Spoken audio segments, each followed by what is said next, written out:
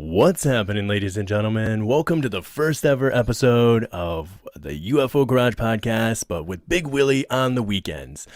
Hopefully I don't disappoint too many of you. I know Joe and Ben are dearly beloved by each and every one of us, so I'm excited, honored, and thrilled to be able to represent them on the weekends. So now that I've got that out of the way, we're going to be jumping into, as we've been talking about leading up to this, CERN and what all that entails. And it's very complex, and there's a lot to it depending on how you want to approach it, from just a pure scientific manner, or if you want to go with the religious and symbolic symbols that seem to be mixed all throughout there. I personally think it's kind of a combination of the two, but because I don't know enough about this subject, and I recognize my own ignorance in it, as it were, we're bringing somebody on who's actually spent quite a bit of time in looking into this and just researching it, which is Jess. But before we bring on Jess, I just want to give you guys a little bit of a background on who and what CERN is. So I don't want to read too much because that is boring, and we're not about that here. But just really quick, if you go to Wikipedia, because come on, that's rock solid evidence right there. Everybody knows Wikipedia is the way to go in this world. That brings us all the information we need. But just a couple of little things we'll mention. It is the European Organization for Nuclear Research. Organization, or that's in French. I guess I should have pre-read this first, so I realized I didn't read it in French for you guys. Derived from the council, name in French that I can't pronounce, is a European research organization that operates the largest particle physics laboratory in the world. It was established in 1954, and the organization is based in a northwest suburb of Geneva on the Franco-Swiss border and has 23 member states. Israel is the only non-European country granted full membership. CERN is an official United Nations observer. The acronym CERN is also used to refer to the laboratory, which in 2019 had 2,660 scientific, technical, and administrative staff members, and hosted about 12,400 users for institutions in more than 70 countries. In 2016, CERN generated 49 petabytes of data. Probably said that wrong, but I didn't even know that's a massive amount. That's insane, whatever that number is. CERN's main function is to provide the particle accelerators and other infrastructure needed for higher energy physics research. As a result, numerous experiments have been constructed at CERN throughout international collaborations. CERN is the site for the Large Hadron Collider, or the LHC. You'll probably hear us mention that quite a bit tonight, so if you hear us to say the LHC, it's the Large Hadron Collider, the world's largest and highest energy particle collider. The main site at Myron hosts a large computing facility, which is primarily used to store and analyze data from experiments as well as simulate events. Researchers need remote access to these facilities, so the lab has historically been a major wide area network hub. Excuse me. CERN is also the birthplace of the World Wide Web. So that's just a little bit of it. If you're like, all right, I've been hearing people mentioning CERN. What's this all about? Some people say it's good. Some people are like, it's the end of the world, man. And you go on and you check Wikipedia, that's what you're going to get. So we think there's a little bit more to that. And certainly our guest tonight, Jess, definitely thinks there's a lot more to that. And just a little bit of background on Jess real quick. She is about all things paranormal. I think all things weird and strange. I don't want to speak for her too much, so if I get this wrong when I bring her on, she can correct me. She is also a full-time artist. That is her main passion and pursuit in what she does in life. But obviously she's really into the unsolved, the mysterious. I don't think she'd be too offended if I said she's maybe a little bit of a nerd about some of this stuff. She kind of nerds out on the idea of just the obscure and the what if. So without too much more to add here, let's bring on Jess. And you guys that here at the garage, let's give her a warm welcome, because we all know, Jess, welcome to the show, first of all. I know you can probably hear the thousands of people clapping for us right now, right? I can. Thank you for having me. Oh, absolutely. When we found out, or when this got worked out with Ben and Joe, like I was telling you backstage, I was like, I had a couple people in mind that I wanted to interview, and you were definitely like in the top three. But like once they got confirmed, I'd already started to briefly look at this. And I was like, I need to bring on Jess. So I'm glad that we're able to do this, and I appreciate you coming on here and hanging out. So, but yeah, was I wrong in saying anything? Yeah, no problem. I love doing this. No, I am a complete nerd. I do. I love all things paranormal, and I'm an artist. In fact, our paranormal group, the SEK Bordertown Paranormal, we call ourselves the Nerd Herd. So, Nice. yeah, Well, we do. speaking of that, Yeah. oh, sorry, I didn't mean to cut you off there. Sorry about that. But No, I'm speaking of fine. that, really quick, let's get that out of the way. I love people are listening in the beginning, so let's talk about it really quick, and then we have plenty of time to get into CERN tonight, guys. We have a lot to cover, so really quick, if you'd like to tell people about this right here, just give them a Um, little bit of information. yeah. So, we try to do this yearly, but because of COVID, it kind of got stepped off in the works there. But this year, we hold a little mini Paracon in our little town here in Kansas. I'm from Caney, so it'll be in Caney, Kansas on October 2nd. We do just a little small part of the day. It'll be a Saturday from 10 a.m. to 2, and we do a couple of panels with local paranormal groups. And this year, we're lucky to have Lisa Martin from Dark Ozarks. If you haven't heard of Dark Ozarks, you should go look it up. It's a group out of Missouri, and they are trying to start a TV show. I'm not exactly sure what program it will be on. But they're getting that started. And we're also going to have Joshua Heston, which does an online zine called State of the Ozarks, which you guys could check out. It's pretty cool. And then representing Oklahoma, because we try to do at least 3 or the 4 states around us, is the ghost guy, Jason Alexander. And hopefully some others. We're kind of in the talks with some other people, but it's all free. We just like to have people come and show up. We talk about local lore and legend and ghost hauntings.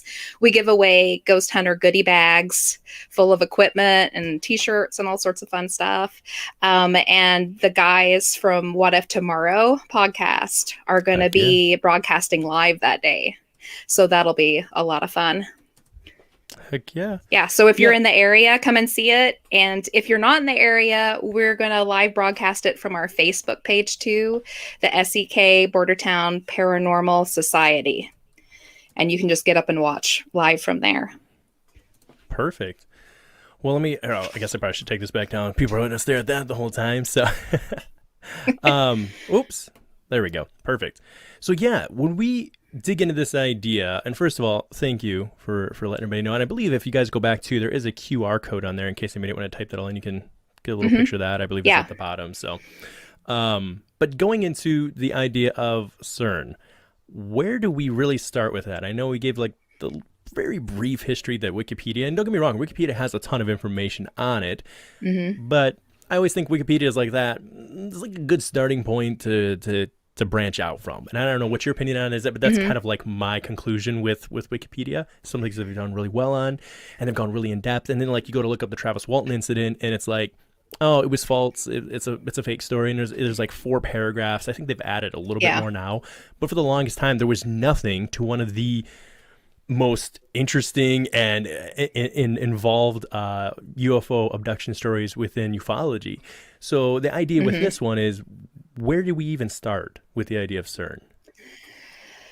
Well, you can start from the beginning. So the CERN building that we know of now that has the Hadron Collider in it, that came a little bit later. It was started in 1954, but the actual society, the CERN Society, was started back in 1952, and it wasn't even located there. It was located in Copenhagen.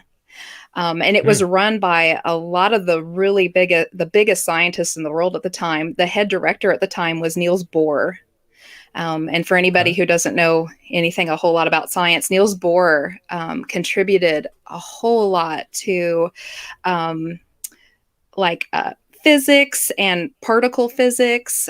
He came out the atom model that we all studied in high school is the Bohr's model. It was named after him. That's how much he's contributed. And there was a little bit of flim flam that happened there between 1952 and 1954. And part of those scientists got shoved away. They fell away. And new ones came in and reassociated and then moved that to the Geneva area. And no one has ever quite said what happened, why that wasn't copacetic.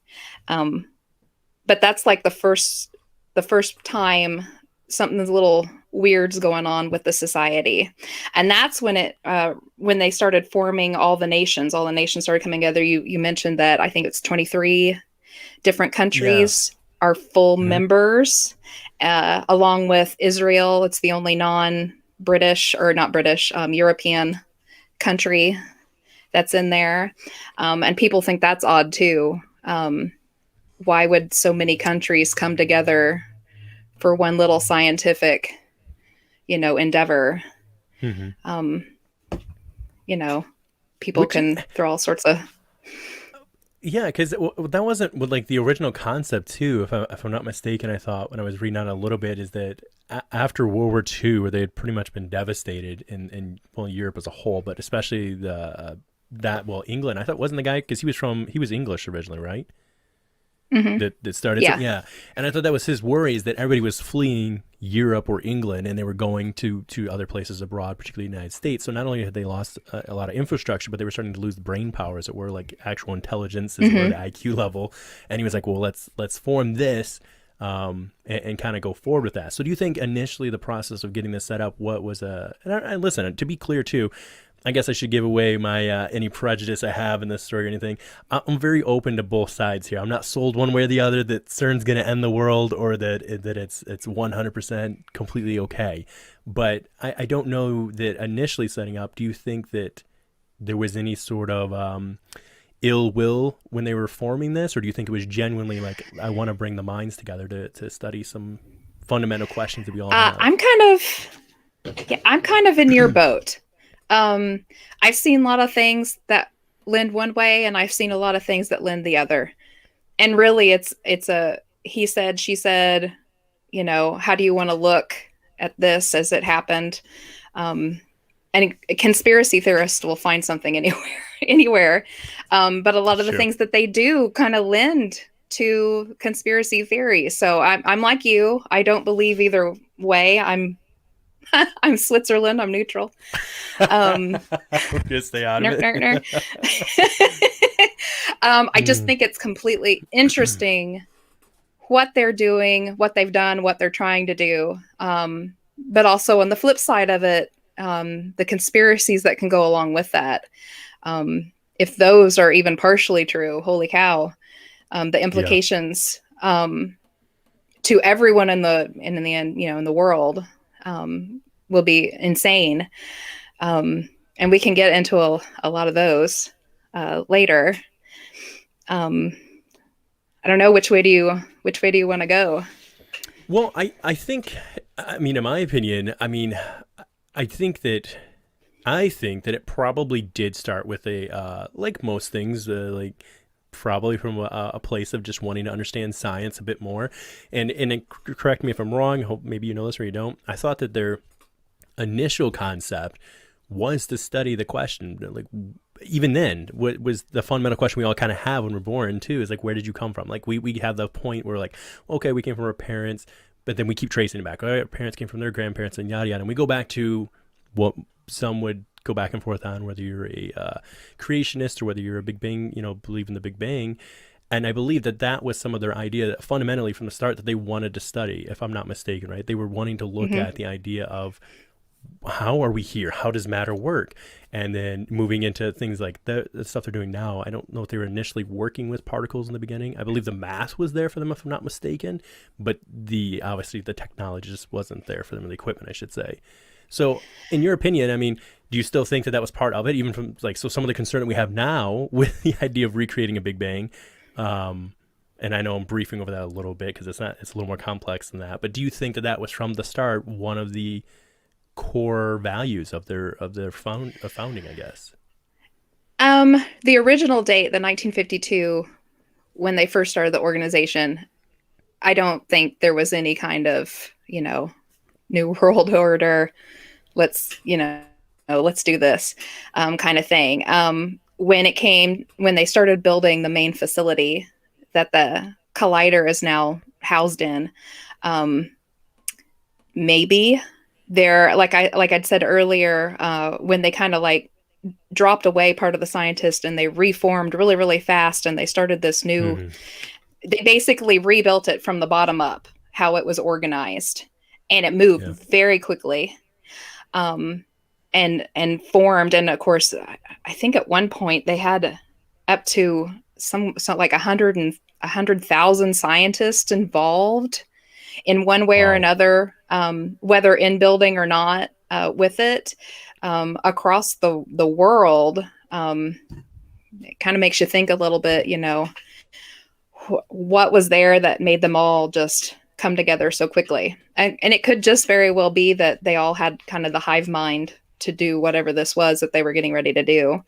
Yeah. No matter either way, it's really amazing, the things they have done. The Hadron Collider itself is, I think it should be called one of the seven wonders of the world, just for its size. I Hmm. don't think a lot of people realize. They always show, the circle part of it with the beams running through it. But that is just one little part of the collider. The I don't know what they're called. I don't claim to be a scientist. I'm not very good at the science part of it, but the rings that that blow the protons towards each other are 17 miles in circumference. It's Yeah. 17 miles of tunnel, and it's about, I think it's just under two American football field sizes underneath the ground, but it's that Yeah. large. And I can't imagine the infrastructure that went in to get that done. They have to shoot those protons. I think it's just underneath the speed of light. Yeah. So in Just order under to there, like get it's, that speed, which is yeah, amazing. And just to like get that that speed, alone. yeah. And they said to get them to collide, it's literally like the size of a quarter of a ball, the tip of a ballpoint pen, touching each other within. I can't imagine.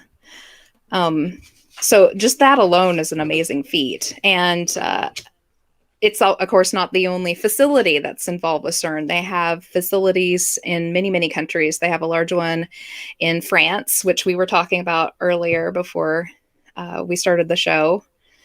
And gosh, I think they have a couple of them in Great Britain. I don't know the list of all of them, but CERN is more than just the one building. They have multiple Yeah. sites and multiple situations going on at each one of them, and it's just really amazing. And I guess we can hit on that since 509 brought up a question here, or brought up a point which you and I were hitting on a little bit at the beginning. It is kind of funny too, the location that they chose. If we were to trace that back even further, like you were hitting on, and I was a little bit off because I thought it was like the exact location. It's not the Mm. exact location of the original temple to the god Apollo, but it's really close, isn't it? Like rather close, I should say. Yeah, it's in rural France, um, and I can't remember the name of the little town it's just beside. Um, but yeah, the area itself was the original site for the Temple of Apollyon. That's what it was Thank you. called, Yeah, I say Apollo, Apollyon. didn't I?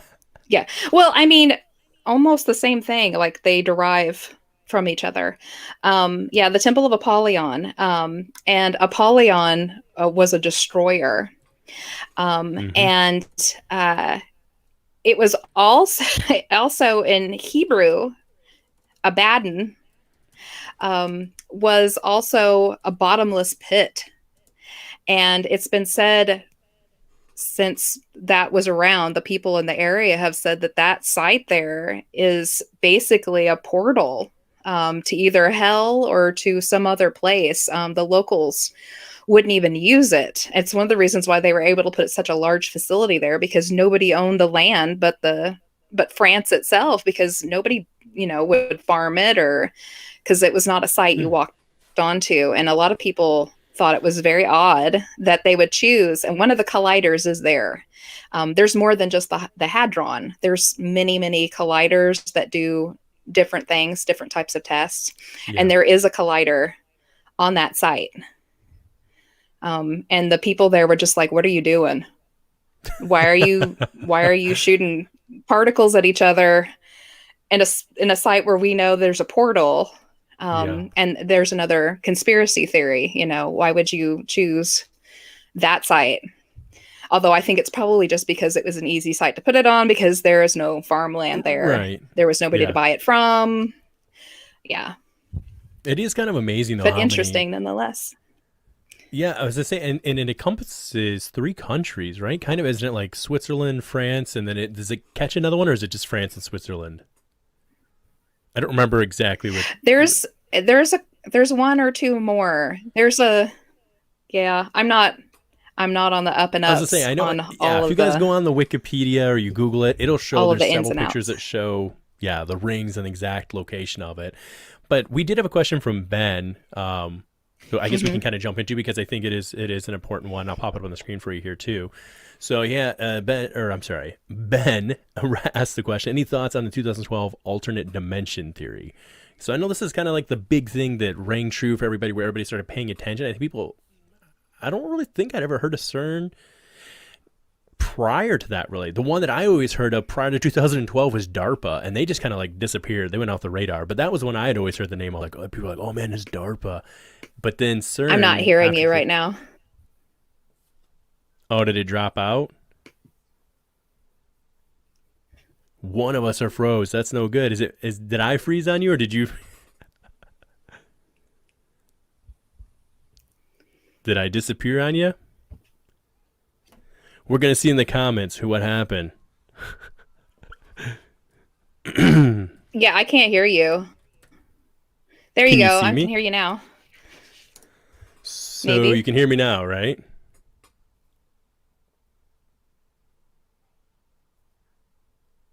Oh, it says she's frozen. Okay. I wasn't sure because it's happened to me before, and you never know if you're the one frozen. You're like, I don't know. All right, let me do this. Uh, we're gonna remove her and see if she can jump back in. We'll get her back in just a second here. So, for everybody in the chat, thank you for hanging out and coming in here. I'm gonna get her set back up in just a second. Message her about that. She used the same one. Let's see. Oh, look at that. She's already on it. She's a pro. Look at this. All right. All right. Can you hear me I got now? it. All right. Yeah. You're still Sorry cutting about that. out. Am I cutting out on you? Huh. Can you hear me okay now? Yeah. Okay. Might be a storm. Some Huh. people said internet problems. It could Yeah, be. I can hear you now. Okay, Weird. perfect. All right, so maybe you didn't hear what I was saying leading up to that, which was prior to 2012, the one that I always heard about was DARPA. Yeah, you're And cutting out then, still. oh, I'm cutting out on you again? Yep. Oh Let's see. no. Let's see. Let me try this. She says so some people say they can hear us both well. Um let's see. Some people say they think it might be you. If it is me, guys, if you're Okay. in the chat, let me Huh. know and I'll. Weird. Are you okay? Are you able to hear me now though, Jess? Okay. Yeah, I can hear you. Oh, you can. Okay, I was just making sure. I was like, Huh. Yeah, I can hear I you. said we both sound good. All right, good enough, guys. We're gonna roll with it. That's how we're doing it. This van is not stopping. We're rolling on through this storm, whatever happens. Okay. Um, so 2012. There's a lot that happened that year for people, but what are your thoughts on his opinion and asking the question for the alternate dimensions theory? What do you think about that? I think there is a lot of credence to it. Um, I study much more than CERN or anything else, and 2012 across the board was a crazy, insane year for everything, and it just so happens to be the year that they started up the Hadron Collider and found the Higgs boson. Yeah. a lot of scientists, even within CERN itself, that warned against doing it. They didn't want to do it. Not all of them were for it. And even Stephen Hawking had made mention that his story was a little funny. He had bet somebody that $100 that it wouldn't happen. And then later on, when they did find it, he backpedaled and issued a paper on it saying that it had been a horrible mistake and that if they continued with it, it was going to become unstable and that it was going to just start to degrade and that it would eventually cause our universe to collapse in on itself. And he had also said to someone passing on a little interview that he'd done that it may well have already happened when they found it, and we won't know. Oh man, they're saving all the secrets. They know she's trying to drop that knowledge, and they're like, no, we can't have that, Jess. Here, I'm gonna pull her out, and I'll try to pop her back into the stream here. Let me see, guys. All right, we're gonna figure it out. I promise, guys. I don't know what's happening. That's okay. My Wi-Fi seems to be. You said your Wi-Fi is good? The men in black are trying to silence her. Yeah, that's the way it goes sometimes. That's Are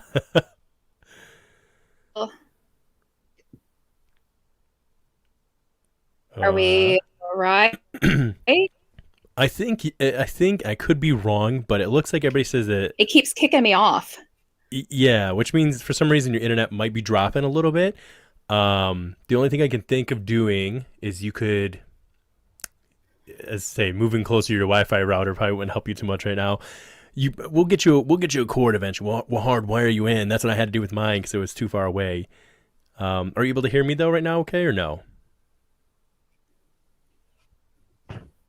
No. Okay.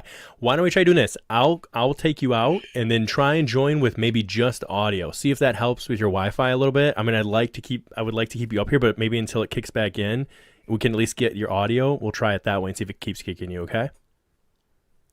So when you join back in, just join with just the audio. All right. Okay, perfect. All right, so for those in the chat, I'd love to ask you guys a question real quick too. Have any of you had, if you recall the year 2012, did anything significant happen to you in your life? Even closely related, either side, 2011 to 2013, specifically 2012, but somewhere in that range. Did anything specifically life-altering, perhaps, maybe something you didn't even realize at the time, but it's now currently affecting you, take place in your life? Because that is something I've always been curious about, to see if other people had an experience that way at all. And it looks like everybody's having a good time. We're having nachos, I see tacos, I see drinks, which means you met your wife just before is what Ben says. So funny enough, Ben, same thing here. That was the year I met my wife. 2012 2012 was kind of rough for 509. He had a rough year. Let's see. Tammy, just 420. I mean, I don't think that needs an explanation, right? I don't think we even need to try to come up with an answer there. It just is what it is, and we're going to go with it. Well, Van Gogh, I'm sorry to hear that. But sometimes, I mean, I don't know. Can't speak to your situation, but sometimes, I don't know. Maybe was that a good thing, bad thing? I don't know. But it is interesting that it seems like a lot of people either took a little nap and got to be up here soon. Oh, this is from the Chad Smith, ladies and gentlemen. As we all know, internet legend, man, myth, legend himself in our chat tonight. If you guys already don't feel jealous about having him in the chat, just know I'm going to meet him in person soon here at a library. And we're going to party really hard in that library. They're going to be like, shh. And we'll be like, no, we're not going to shh. And we're going to party really hard in there, for sure. You also met your third wife that same year. Well, Van Gogh, see, like, there you go. That's how it goes. I think 2012. Okay, so this one says, Sonny said, I think 2012 is the year I seen that big black silent triangle above my house. Very interesting. Lewis, what up, Montet? By the way, brother, what's up? He also mentioned, obviously, the Mandela, which, yeah, I mean, that's when a lot of people really... I think there were a couple people who were looking at it, but it wasn't quite mainstream just yet at that time. Okay, so Jamie, Lynn, you had an interesting one here. Your aura changed a lot in 2012 and 13. Interesting. Now, do you mean, by this, do you mean that you recognized your own aura changing, or did others identify this for you, if you don't mind my asking? Yeah, I mean, again, maybe we're all reading too much into it, because I'm sure, let's be fair. Listen, I guess I can say this while we're waiting for just a second. Hopefully we can get Jess back here. I will always say this. Anytime I come on here on these weekends for you guys, we hop in the van and we go out for a spin before we park her back in the garage at the end of the day. I will always try to bring you guys fun, entertaining, but accurate information. If I get something wrong, please reach out, let me know. And we'll try to have the best we can of fairness doctrine going forward, meaning I will always try to give both sides of the story if at all possible. Alrighty, Jess. I can hear you. Yeah. Can you hear me okay? Yeah, I can hear you okay. Perfect. Are you okay with trying this for at least a little bit? We'll see how this goes. Yeah, we can do this. I'm sorry about that. No worries. Listen, I was on me. Chad Smith says, when in doubt.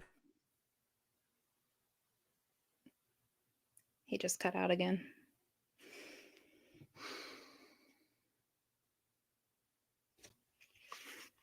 I don't know what to do. All right. I think I cut out for a second, guys. I don't know what's going on. This is crazy. You know what it is? It's CERN. It could be they're stopping us. I had zero issues when we did our last one with you. We had more people on and shared way more live videos. I know. Oh, man. So, well, I'm trying to... My husband's bringing in he's bringing in a booster, so we'll see if that'll help. Yeah, no problem. So what I did while you were gone is I just was kind of I went through and asked everybody if they had anything significant happen in their life in 2012 or even close to it. And there was quite a few people who had either seen some crafts or had some, like in my experience and in Ben's, we both met our wives that year. Some people parted with their current mate in life. And so it's kind of interesting to see how that all panned out for everybody. It's good so far. Chad Smith says he thinks... he said that he thinks maybe there's a solar storm going on, and that could be. I don't know. So, let's see.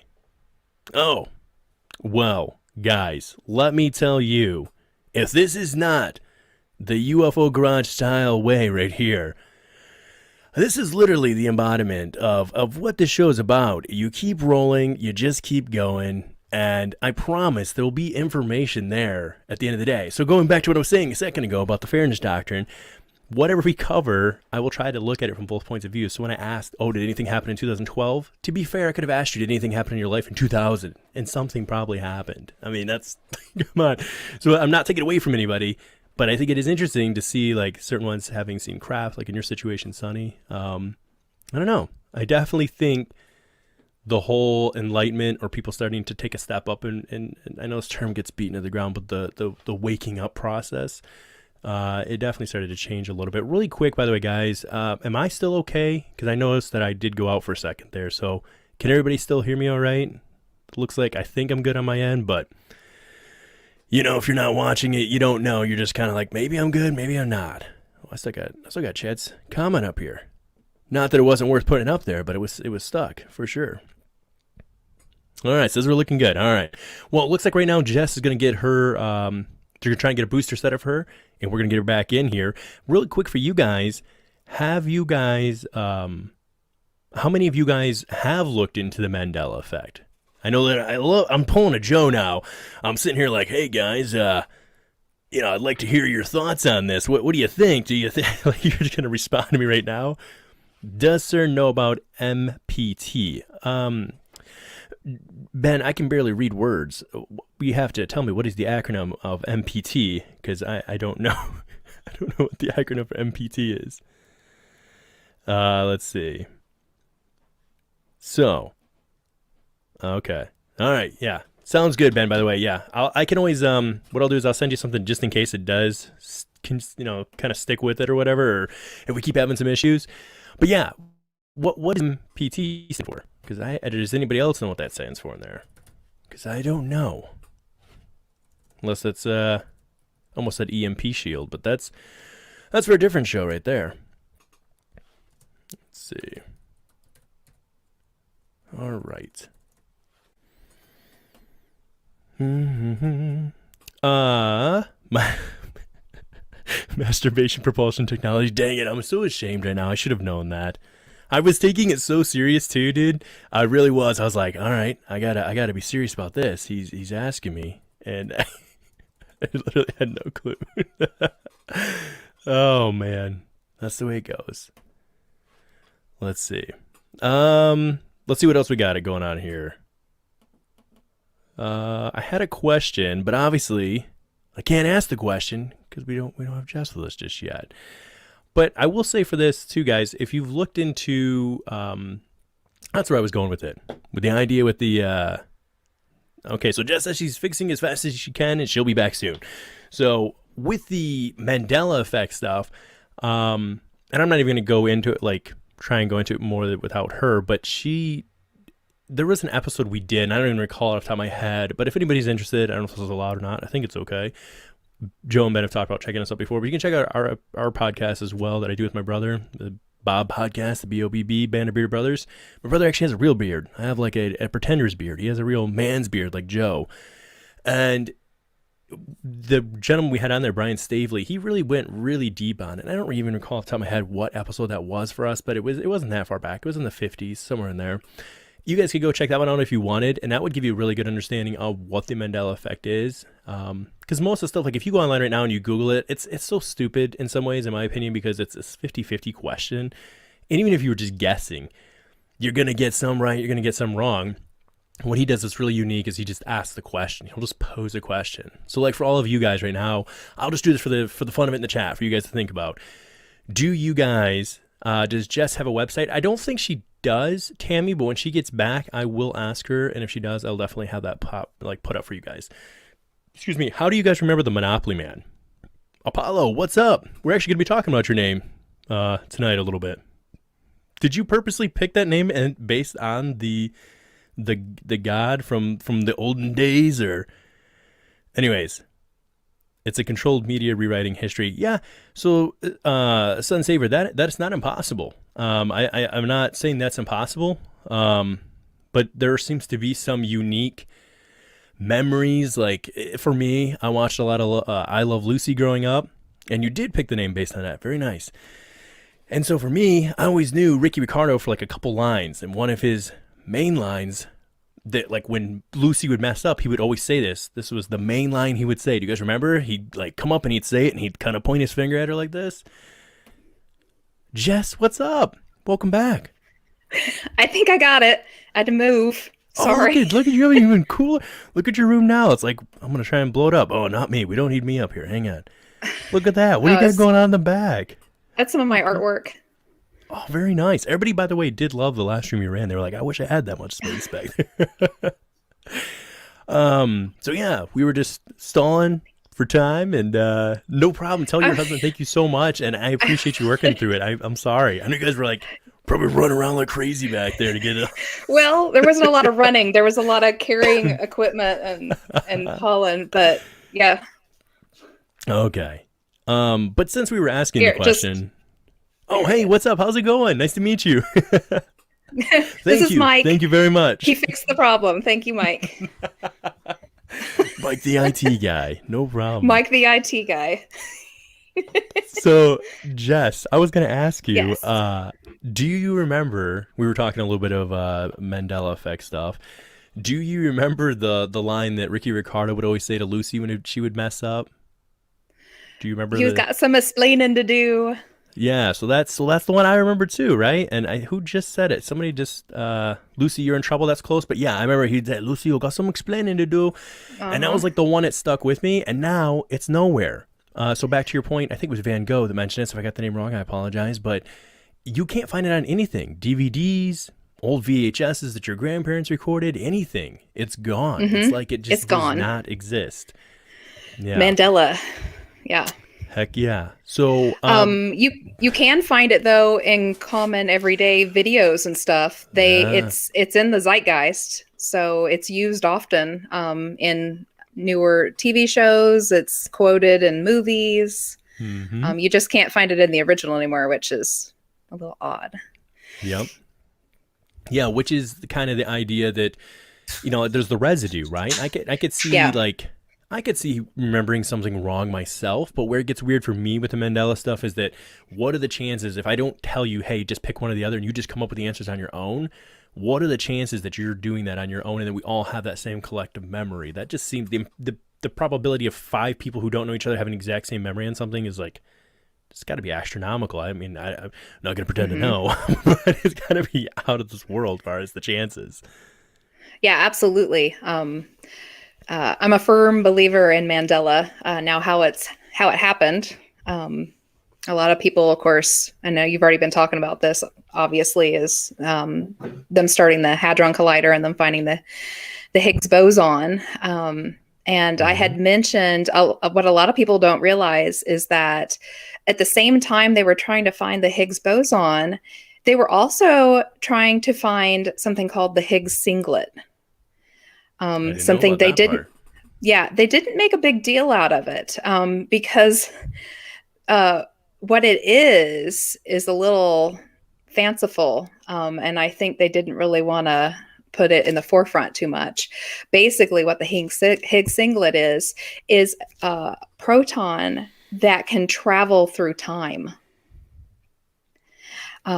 It could be sent back in time. It could be sent forward in time. And they thought that when they found the Higgs boson, that the Higgs singlet would come along with it.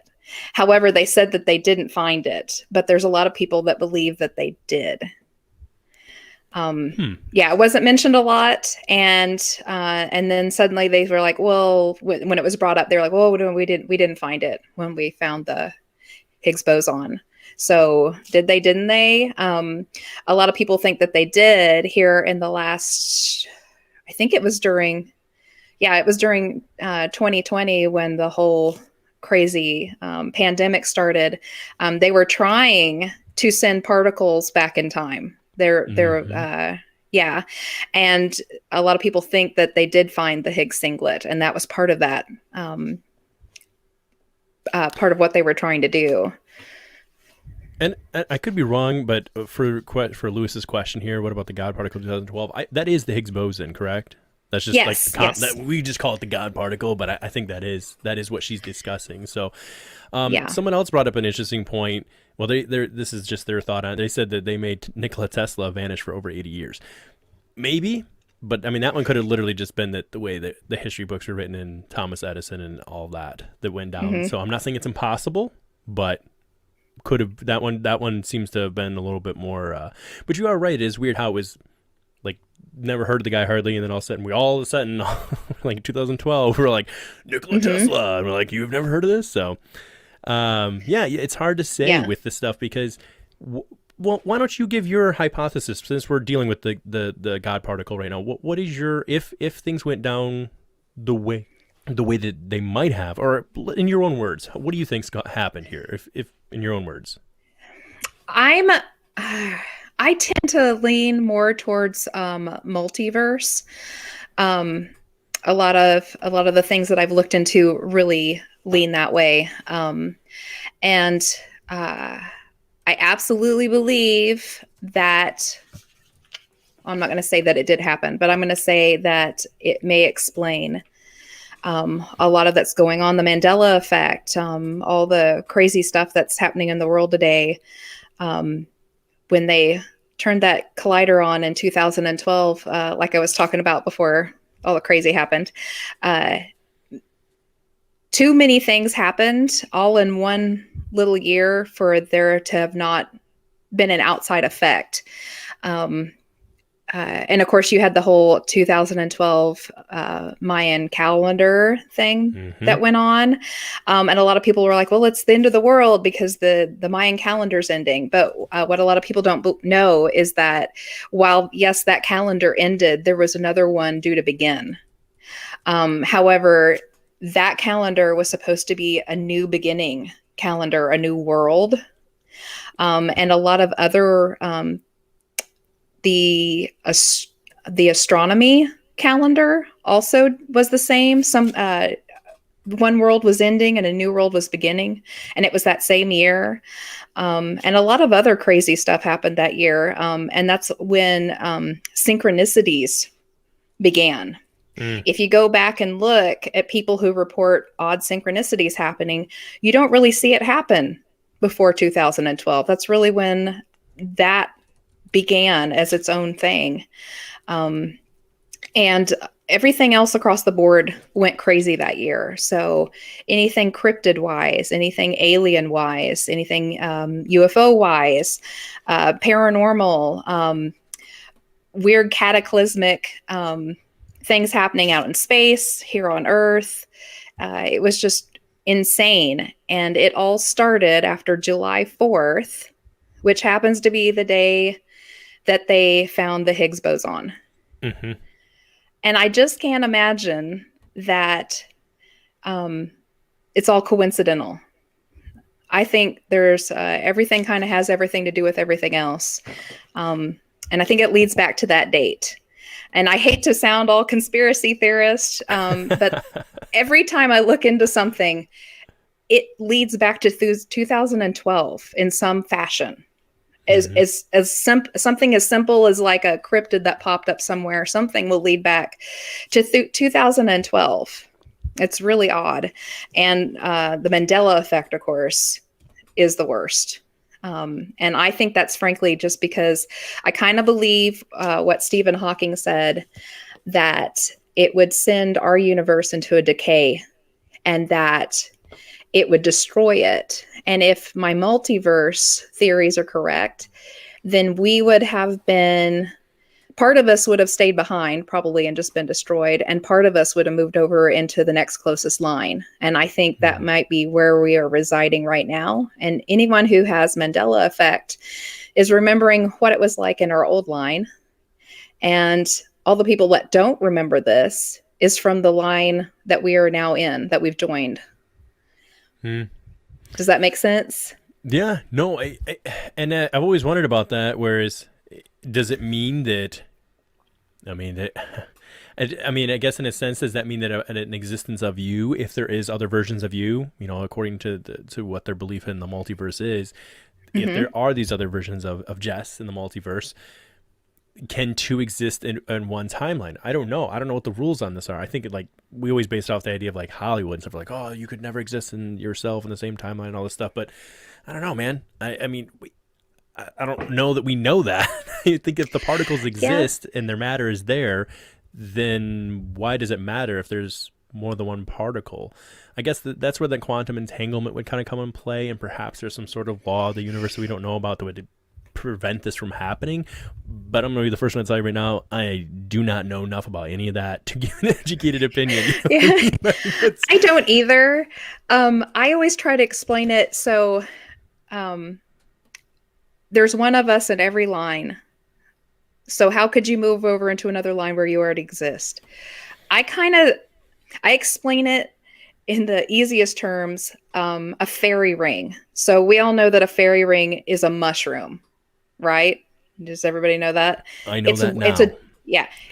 A fairy ring is a giant mushroom. And what happens is there's a central core underground, and it sends offshoots out underground, and then those sprout up as what we see as little individual mushrooms. But it's all one organism. It's all one mushroom. So if you come across and you kick one of those mushroom heads, it dies off, but the rest of them haven't. So any energy and thing that would be going to that particular sprout now moves over into the next ones, but it's still the same organism. So you've got to think of it like It's like you have, mycelium that, oh, they just mentioned it too. So it's like yeah, mycelium basically, but called something a little different. It's like the brain of the mushroom, right? Like the root system, yeah, essentially, right? Okay, all right. Now I do know. Okay, yeah, I knew what mycelium was. I just didn't know what the fairy ring was. That's another interesting term yeah. for it. So I'll keep my eye out for that. That's what a fairy ring is. So you always see the big circle of mushrooms. It's literally one mushroom, but those are Okay. all of its little, sprouts coming out. You kill one, it rescinds back, and those nutrients go back to the other one. So you can kind of think of it that way. Um, and that might be where the Mandela effect comes from. So a lot of people say that NDEs, near death experiences, Mm-hmm. are actually where you have died. You died in that line and Mm. you move over, but you didn't die in the new line that you've moved into. So you've perished in one line, you move over into the next line, and a lot of people have that weird feeling like something bad did happen, but they're okay and they can't explain why. Um, that there would explain a Mandela effect because you have kind of a two brain idea in one line now. One side of you has lived in this line, and the other side of you has lived in this other line, and now they've moved together. And it probably would have been just about the same life, but there's probably a few little minor differences here and there. So now your own mind is conflicted with itself because you've had two lines joined together. I have no idea if that makes any sense to you. No, I do get what you're saying. It's so funny Yeah. that I keep relating everything back to Loki lately for me. When I deal with the multiverse, I'm just like, all right, I'm gonna deal with Loki, and I keep it at Loki and that how they explained it, and then I'm able to comprehend it, and I just keep it there because otherwise it gets too complicated, and I recognize my own. Not that it's a bad thing, but my own ignorance on the subject, where it's like I'm gonna give this opinion, but it's an uneducated, ignorant opinion, you know.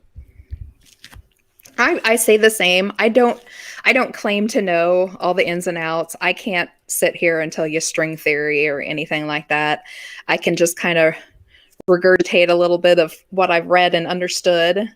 I will be the first to tell you that I have sat down with like 3 books at a time, because to read one book, I'd have to stop and look up something in the next book and, and look up what I read in that book in the next one to try to figure out what it was I was reading in the first one all along. I'm not that bright when it comes to science, but what little bit I do know, I think is super exciting. I wish I had the brain to comprehend it a little bit better. I'm just Yeah. a lowly artist, so. Oh, I wouldn't go. I wouldn't be saying all that. I think. I think going back to something that, and I don't think Dave's in here, but if he was, David is fractal. I'm going to say the word fractal one more time. Fractal for your sensitive ears. Fractal. I do think that we all are these pieces of consciousness, and I do think that when we get together and we share ideas, even if we are not in the eyes of man and what we've deemed as intelligent and what's educated, which I'm not taking away from those things, because clearly there are some amazing people who work at CERN as far as their minds. They have beautiful minds. Like they might maybe not socially be there in some aspects, like their dancing skills and that other stuff, but like their minds when it comes to mathematics and the actual interworkings of the universe as a whole and their attempt to understand it, amazing.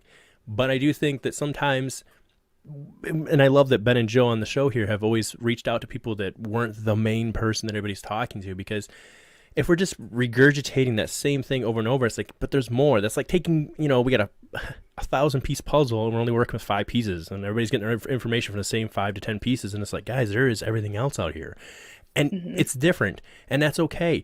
Your puzzle piece doesn't have to match perfectly to that one. Some of them are going to interlock and fit and go, you know what? My story fits. I had an encounter. I had an experience that's similar to that. And some of these experiences might be so far off the board from you that you don't recognize them because they're the outer end of the board, the picture. And I always feel that we should share, let it be shared, and it's going to resonate with someone. And I think people know when people are being genuine or not. And I feel like we've always had here at the garage, like, genuine people. So, and you're a genuine person to know yourself. So I don't think anyone, and we explained that earlier, like, if we get something wrong, let us know. We're doing the best we can here. Like, Absolutely. Please let us know. If I say something stupid, let me know. 'Cause yeah, I've been known to get some bad information before and found out later. You know, you Yeah. never know who's, and if you find it on the internet, there's a very good chance that it's wrong or, Oh, this is you so look know. at here. So Tammy says, Tammy's been a great supporter of the show, by the way, Philano. She says she would love to spend a few hours around the campfire with Jess. So look at that. See? Look at Oh, that. that would be fun. I'm not Oh, sure where Tammy lives, though. I Go also ahead. saw she said, so are there sad loved ones in that old line? Okay. Absolutely. So, um, okay, let's hypothetically set this up. So, say you get into a car accident and you die, but you move over into the next line and you didn't die in that car accident. You barely made it out. Now, of course, in that line, you're not going to know that you died in the previous line, but there may be grieving loved ones back there, just like in any time somebody passes. Um, One of our investigators, Pam, she Mhm. has a fantastic theory about that, and that's how we get hauntings. Because people who have moved over, they say, still can touch base back with that old line just a little bit. Um, and she thinks that sometimes when we dream, we can dream about and be in some of those older lines. And so you may show up as a ghost to that old line. And perhaps somebody that touches back to their old lines a lot are the chronic haunters in the previous lines. You see how that might Mm-hmm. actually work. Um, in fact, a really interesting little side note to that. A lot of scientists believe that who do believe in multiverses believe that's how we get schizophrenics. Um, Yeah. because they say that every time you die, you don't actually die. You just simply pass into another line, the closest one to you. And they say that schizophrenics are the people that have literally passed through so many lines that they are living in all of them at once in their head. And they have no need to talk to us anymore, because they're literally existing in all of those lines all at once. And it will Hmm. look like complete insanity to us. So, I mean, I'm not saying you're wrong because I've often wondered about that. I've always wondered if I heard actually on SOR the other night, Nicole was mentioning that, and she was saying that people who have mental health issues, or particularly people who have schizophrenia, sometimes have some of they're very psychic, and they just don't Mm-hmm. recognize it. And so, I mean, I'm not saying any of that's impossible. I think it's very again, none of us really know, right? Unless you're Yeah.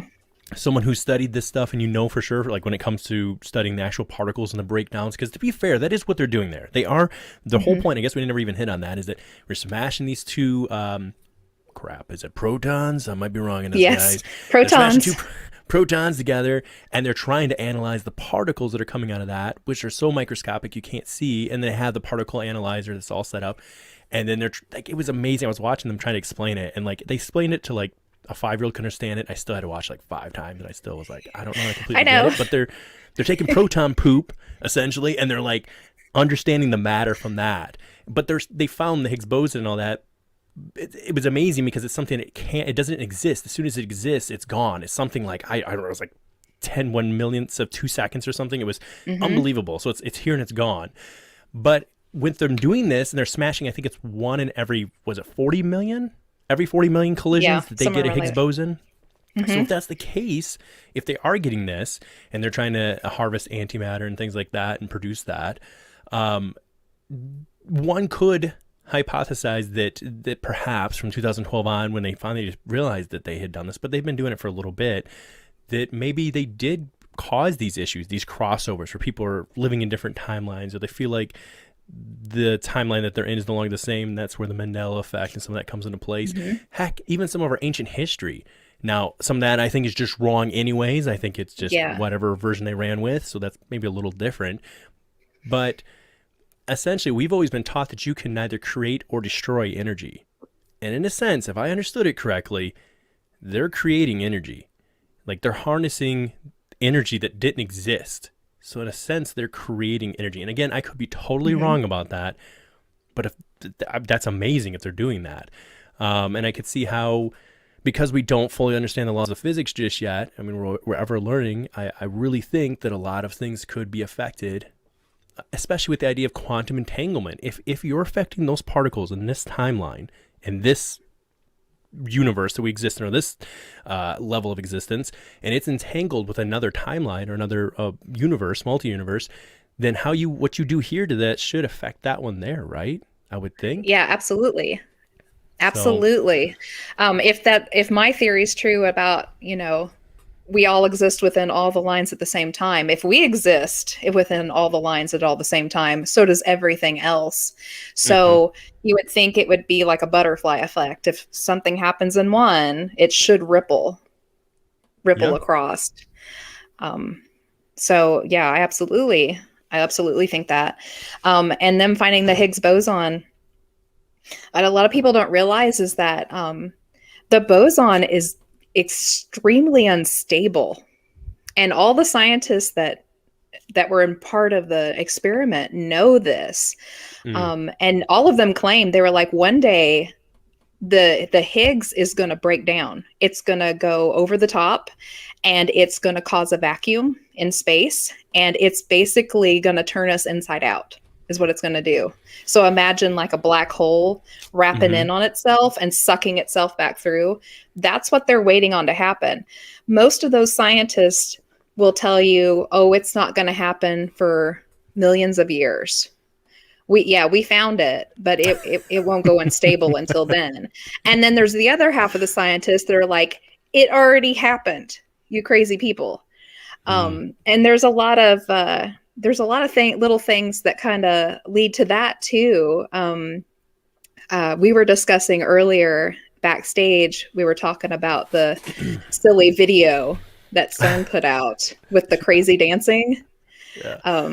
I'll just go over it a little bit for the listeners who are the people that are watching that may not know about this ridiculous video. So, a number of years ago, CERN put out a video to the song "Happy." Uh, you can get Mhm. up on YouTube and watch it. It's up there. It's a short little video, and it was supposed to be like a recruiting type video for the interns that worked at CERN, and they were wanting more interns, and it was basically them just dancing around like they were excitingly happy about working at CERN, and they're dancing around the collider and they're dancing around all this equipment, and it's really bad. It's horrible dancing. I warn anybody who goes and watches it, wash your eyes out when they're done, because it's bad. It is But in pretty the middle bad. of all this, yeah, in the middle of all this ridiculousness, suddenly it changes scenes and it goes to this one scientist office. And I don't know which scientist it is, but he's sitting behind his desk and he's got two boards on strings around his neck. And one of them says Mandela, and the one underneath of it says bond number one. Mhm. And he's got a little paper sign that he's written that says, I think it's like, we're happy to work at CERN or something like Yeah. that. Um, and people were like, what? Why? Yeah. Why would this be in the middle of all this inane dancing? Um, and a lot of people think that the first sign, the Mandela sign, of course, is talking about Nelson Mandela and the Mandela effect. And the bond number one is a little bit more far stretched, but the very first person who played Bond was named Nelson. So they think it's this scientist's way of pointing to the fact that CERN is the reason why the Mandela effect began, the Higgs boson and all of that. There is one more little thing later on towards the end of the video. It switches to one kid dancing in front of what looks like a giant video game screen. And it's got like a little score down at the bottom, like a video Mm. game score. And it says 4664. Why put a weird number down at, very easy for people to see. But if you go and look at your history of Nelson Mandela, 4664 was his prison cell number. Yeah. Um, And 4664 in itself is its own Mandela effect. Many of the people who worked with Nelson Mandela after he was out of jail, he did a lot of charity works, and he put on this series of concerts to help with AIDS awareness and some other stuff. And they were called the 4664 concert series. However, the majority of the people who worked on those remember it being 46664. And now it's changed to 4664, which they can't explain. Even people who worked on all of the internet buzz and stuff for it, and all the paperwork on it and stuff, remember it being 46664 because they thought it was just terrible that the 666 was in it. In something that was being used for charity events. And they said suddenly it changed. It wasn't 4666 anymore. So oddly enough, but then it goes right back to the dancing again. And there are some people that say that the dancing part was some part of a ceremony, which I don't really buy into. But yeah, anybody can go see that. It's up on YouTube. I think I've got the... I'm going to try it again in a second here because I do love what you're bringing up. I think I went to like, maybe I should have messed around with it a little bit before I could set it up to where I'm looking at it before I just popped it up. But I feel like, did it pop up on the screen? Did you see it for a second too? I did. You did? Yeah. And it wasn't supposed to like just share it. I was trying to get it set up to actually pull up the scene you were talking about. And I actually watched this video last night myself. Just to kind of see what it was about. So for what she's talking about, guys, I'm going to see if I can actually pull it up. And it might show the whole screen for a second, but so yeah, the scientist is at the 2:30 mark. And you can see the weird sign and all of that. And then the game score is at the 3:28 mark. At the 3:28 mark, you said? Mm-hmm. Okay, there we go. Now I can do it. All right. Let's see if this works.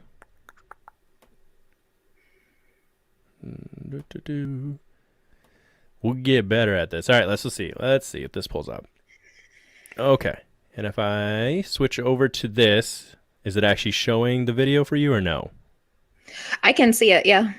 You can? Okay, so you said, no, they're right there. Actually, right there, I'm going to back up. Right there. So right here is where he is holding up the sign. And yeah. Oh, go ahead, Jess. We are happy at CERN, Bond number 1, and Mandela. Now, why the heck would they throw in that it's all been just kids dancing? Why would all of a sudden they show this office with a scientist in there with this weird cryptic signage? And it will literally just go right back to the dancing again. Like it's just the littlest part in there. This is me. I'm not gonna lie. If I ever had to work somewhere like it mattered and I had to keep things organized, that's what my office would look like right there. That would be so bad.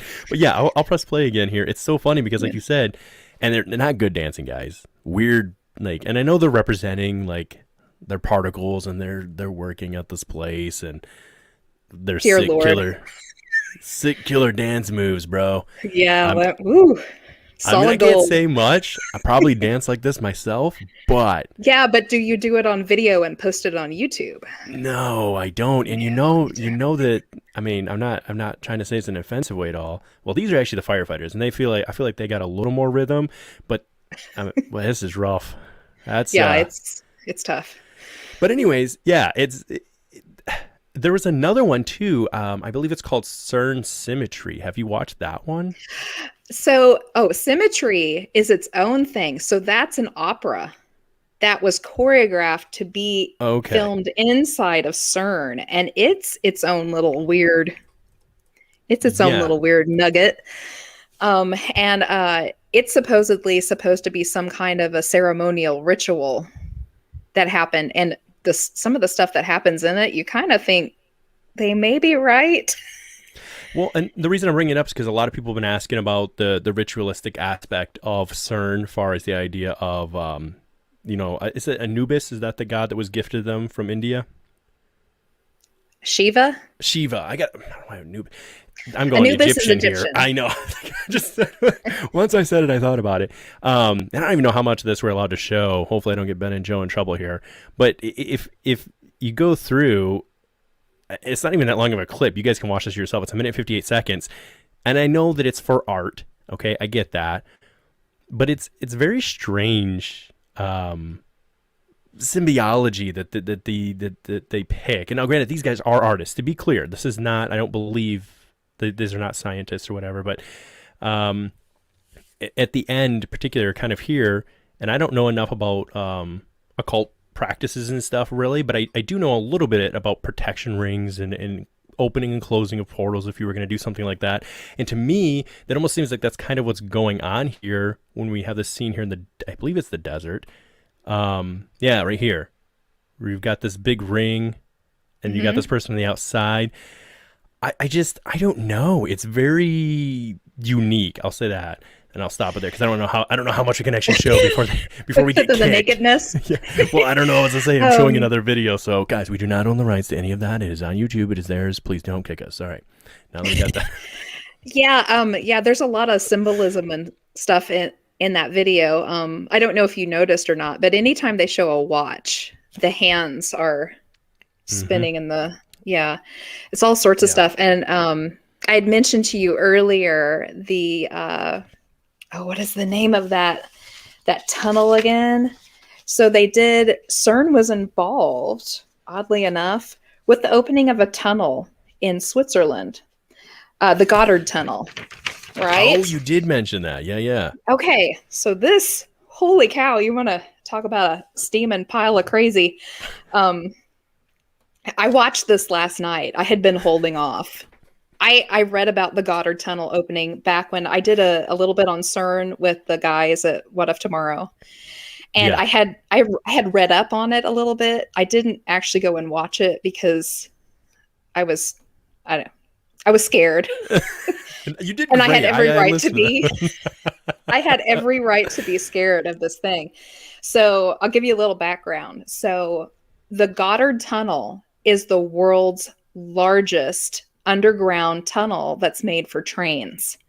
It's the longest, and it's also the one deepest underground. And when they opened it, they did this huge ceremony with this crazy German choreographer. They did like this full, like operatic, artsy opening. And they had all these dignitaries and stuff from all the different countries that CERN is a part of represented there. And CERN was there, and nobody could quite understand what CERN was going to have to do with this giant tunnel being opened. But there it was. And they started this ceremony, and it was literally just a ritual of, so there was a devil represented who was wearing the goat's horns, and he presided over the entire ceremony. At one time, he rapes one of the workers that have died. Yeah, so the entire ceremony starts ceremony? off. It was with dignitaries in suits on the sidelines watching this happen. So I'm going to give you a quick little rundown on kind of what happens. And people can go and watch this thing if you want. Dear Lord. Anyways, so that starts out with all of these workers coming in, like marching style, right? With just blank faces. And they march them into this section of this tunnel where they have people sitting in grandstands on either side watching this.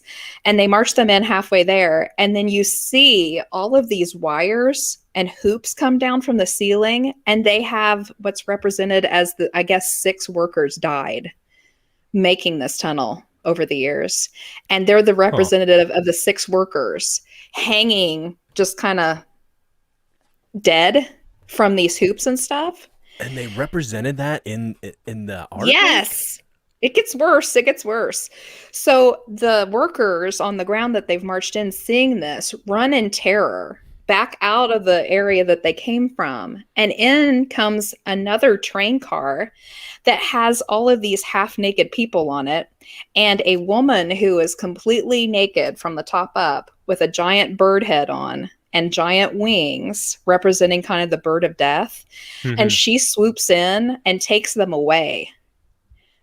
And she influences all the naked people on the train to start making out with each other. There's chests going into mouths and all this other Interesting. crazy stuff. Yeah. And then the devil comes out and he's overseeing all of this. And the workers that have died come back in like white robes and he rapes one of them. She ends up birthing something later on we don't really get to see.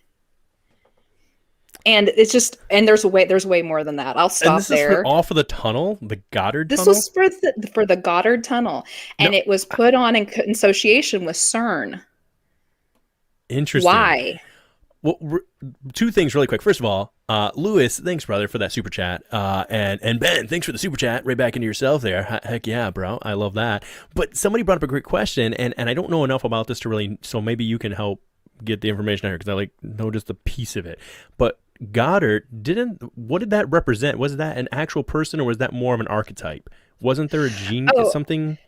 so no, not Goddard, Ddard. Goddard. It's named after the area the tunnel was built in. Gotthard. But do you think they were playing on it, or are we just stretching if we try to make that reach? After you watch that video, you will think any number of things can happen. And the hilarious thing is it doesn't even stop at the tunnel. So, like, this creature comes in and gathers up all the dignitaries and moves them outside.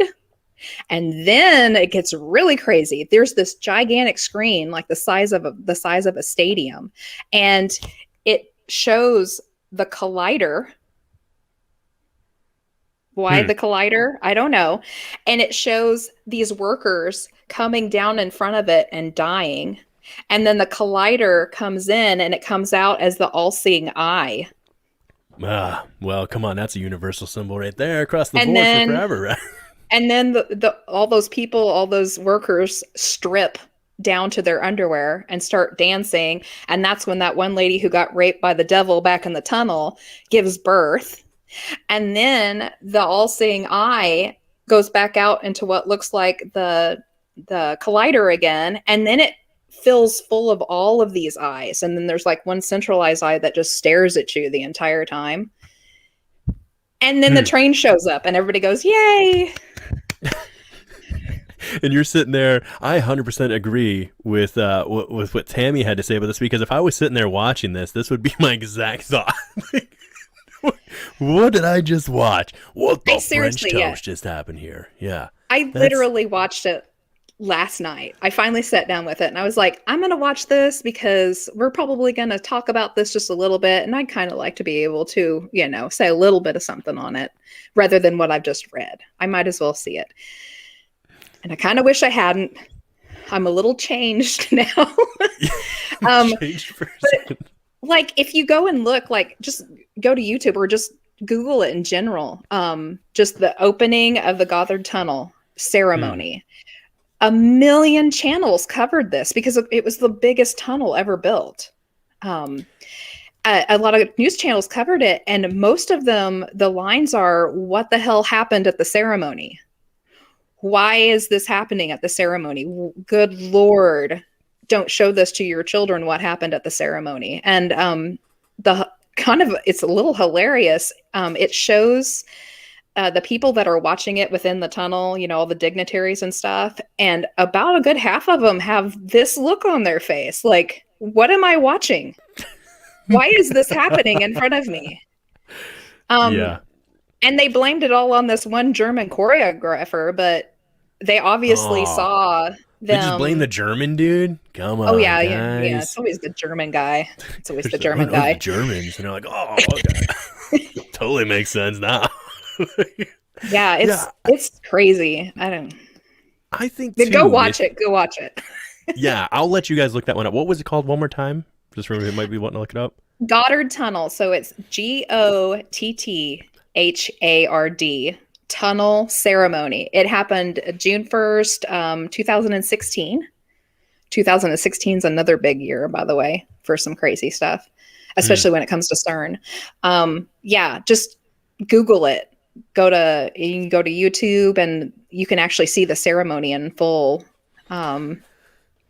If you want to watch something really hilarious. So we'll definitely be watching it tonight. Before the night's out, I'll watch it. There's a YouTuber named The White Rabbit, and you can go to his channel, and he did like a whole 3-part series on just the Interesting. opening. Um, and he's a little bit too conspiracy for me. He's going So too deep. I can't go there. well, he wears a white rabbit mask, and Ah, he talks nice. with his voice covered up. So See, and it's that's. a it's a little hard to really believe him when he looks like that. Mhm. But I suggest going and watching his 3-part series. Never mind what he's talking about. He actually has the most of the ceremony posted that you can see. Like, I couldn't find anywhere where you could actually watch the ceremony in its entirety. I could just see parts where it was broken up. And he had the good brunt of it, especially the weird crap that went on. So if you want to go down that rabbit hole, um, yeah, go check out his craziness. I wonder too. Like, okay, let's look at it this way. Let's just say you're an intern who got a position somehow at CERN, which you'd be absolutely stoked about if you're into this kind of stuff. I mean, if you're genuinely into physics, like this has to be the most magical place on planet Earth to work. I shouldn't use it magical for them, but like it would be a dream come true, I would assume. One, again, we're going off of their information, but this isn't a place you can just like stroll into. There's a very detailed process if you want to even go tour it. It's about 2 days. There Mm-hmm. was a girl I was watching on YouTube. I think she's called That Physicist Girl or something like that, or That Science Girl. And it took her like 2 days, and she went there. But there's all these different levels, and it's there's a lot Mm-hmm. to it. Is the point? But she also pointed out that it is very oh, what's the term I'm looking for? Like not segregated, but you're very compartmentalized. You Mm-hmm. work on this over here, and you don't really know what these guys are working on. Like the one chamber she was in, it was the decelerator chamber to like decelerate the particles that were coming in. So like that's all Mm-hmm. their job was. They had no idea what. I mean, they knew, but they weren't like working there. And it's just they work in this one station. And that's it. Kind of like the military. Yeah. Relating it back to the UFO stuff, or people would say, could anybody be keeping that a secret or whatever? And it's like, stuff's very compartmentalized, and it's not your job to go above rank and figure things out. And if you push it too far, in some instances could be Yeah. court-martialed. So I wonder how much of that goes on there. It's I guess it's not fair. I should never speak for anybody because until this is why I would love to have somebody on, like an actual physicist, and talk to them to get into their mindset a little bit because they got to be a Yeah. kind of different breed of person, an animal. You know what I mean? Like they just the way they Mm-hmm. see the world would be so insightful because they just have a different level of understanding, and I think it would give us a Yeah. little bit better feel on what maybe is going on there a little bit. But I don't think that everyone who works at CERN is like out to destroy the world, No, I'm sure but there's there's just something up. everyday people there too. Yeah. Yeah, I mean it's. Of course, there's something up. And you were talking about how it's very compartmentalized. Like, one may not even know what the other is doing. That right there leads to a lot of conspiracy. You know what you could do with that Mm-hmm. if one hand doesn't know what the other one's doing. You could get into all Exactly. sorts of trouble with that. Not trying to start another conspiracy. But Yeah. it's at a certain point too they even talk about this when you're looking up when the evidence was changing with like Egyptian. Oh man, I'm murdering this today. What's that called? Egypt, there's a term for this. Want to help me, For Jess? what are you trying to Egyptology. say? Egypt. Egyptology? Thank you. It was like it was there, but the words weren't coming out. And they were saying, well, you guys are looking for evidence, talking about like tool marks and stuff, specifically pointing out like, listen, this is copper and bronze. There's no way you built. Anyways, that's a whole other subject. Point being, they're like, Hmm. you guys are just looking for the evidence to your conspiracy, and it's like, yeah, but if the evidence is there, even if you're looking for it and creating it by looking, it's there. So like, It's we gotta there. address it. And CERN has made no, they've pulled no punches in their open interviews that they've given.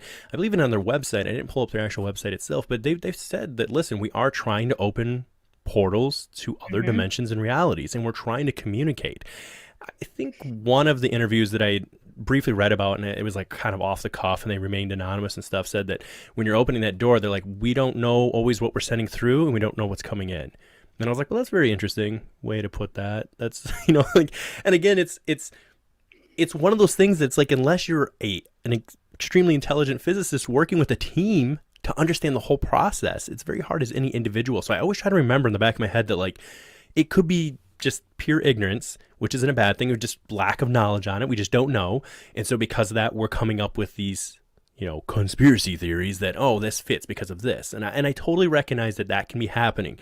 But on the other hand, if they're telling you that this is the goal, we're trying to understand down to the to understand the macro of the whole universe, we need to understand the micro version of like quantum mechanics, and even go smaller and smaller than that. And in doing that, they're like, we need to essentially make the Big Bang. And what's really kind of scary, if I'm not mistaken, it started in June, and I think all the way into July. I think they're getting ready to fire it back up. They were doing maintenance. They pulled out the, I don't remember the piece. It's right where the two particles accelerate before they meet in the chamber. They pulled those out, and they're replacing them, and now they're going to go even faster. I'm sorry, there's going to be even more of them than what I think it was 20% faster, which, again, I thought the speed limit was like the speed of light is the speed of the universe or whatever. And there's supposed to be like 40% more protons that they can put through there at once. So they're really ramping up what they can do there. And then they have future plans beyond the 17-mile Hydro Collider or whatever to make this massive one that I was trying to find how big it is, how many miles it's going to be, but it dwarfs. I mean, it absolutely dwarfs the current one. So to me, that's like, I don't know. Maybe we should talk about that. Like, none of us are really voting on any of this, or like. I don't know a lot of the science of it, but I do know why it's going to go faster than the speed of sound. Perfect. It's because I meant light. I'm sorry. The speed of sound is literally your barrier for time travel. So if you can go faster than the speed of sound, you can literally lap yourself. And literally, you've got your time travel thing now. That's what they're trying to do. If they can get those particles to travel faster than that, it can literally create that situation where they could put it back in time or move it forward. That's where they're going to figure out whether time's linear or not. Well, I mean, I could be wrong in this, but I mean, they're already going faster than the speed of sound, right? Like, I thought, I mean, I could be mistaken, but I thought when I looked it up that they said that they were 99%. The speed of light. The speed of light, yeah. Yeah, I'm sorry, I didn't mean the sound. No, okay, I was making sure I didn't say the speed of sound too, because I thought that's what you were saying. I said, I was like, guys, if I said that, I apologize. I meant the speed of light. That one's on me. Speed of light, sorry. No, you're fine. You're totally fine. I just want to make sure anybody's listening to us right now, guys. We understand light is faster.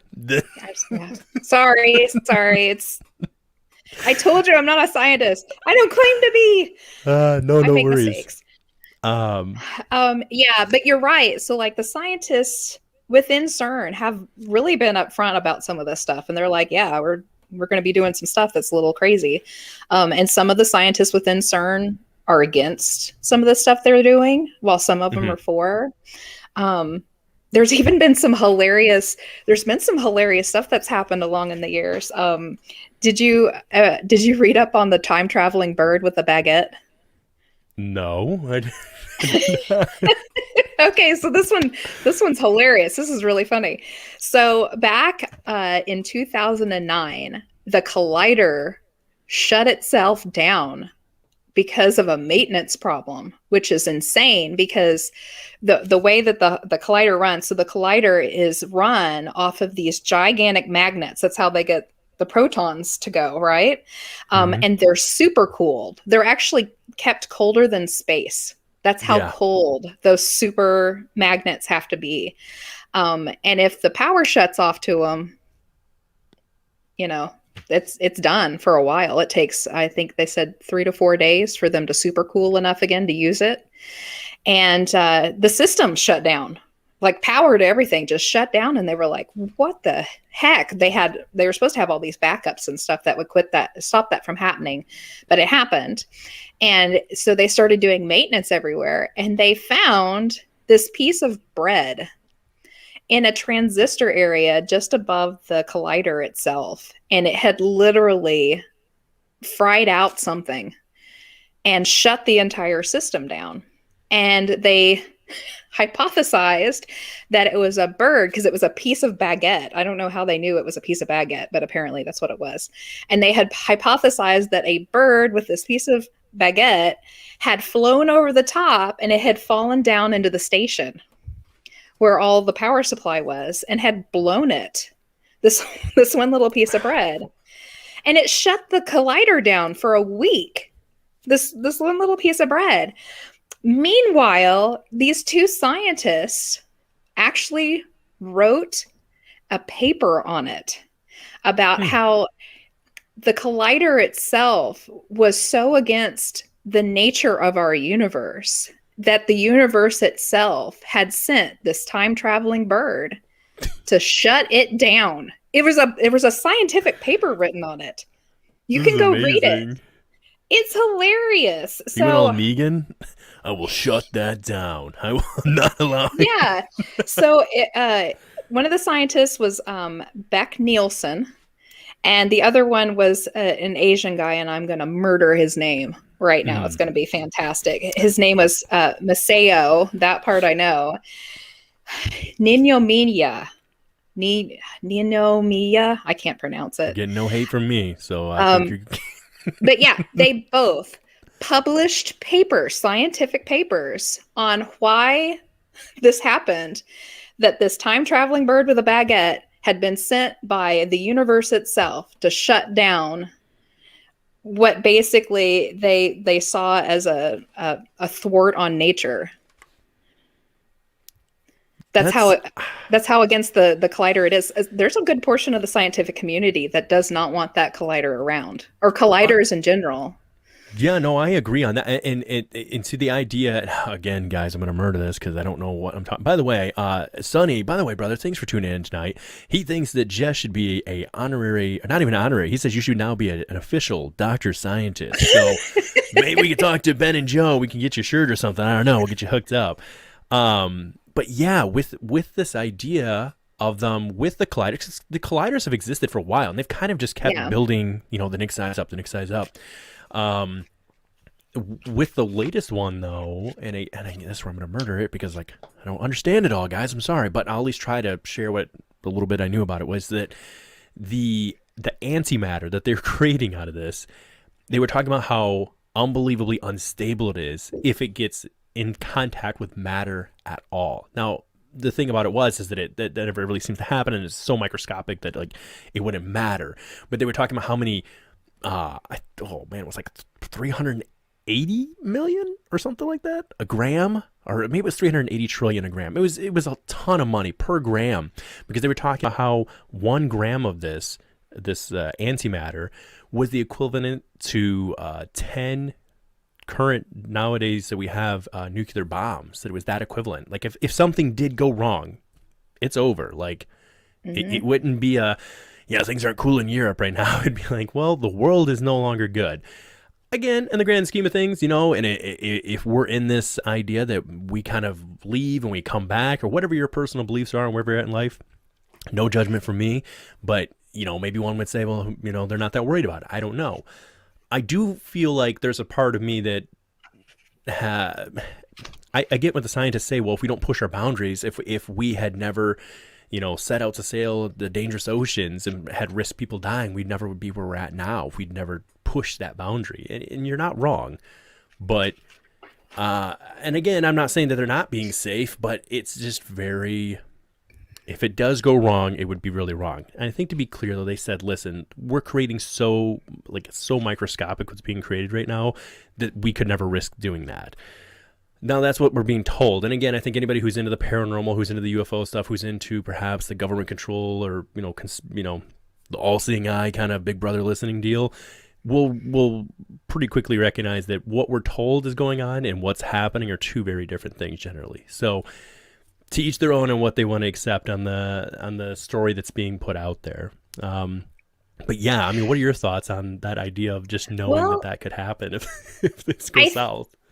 I think some of that has already happened, and we've been witness to it, but just didn't realize what exactly it was. Ooh, Have okay, you interesting. heard? Yeah, have you heard of the Awake experiment that they did?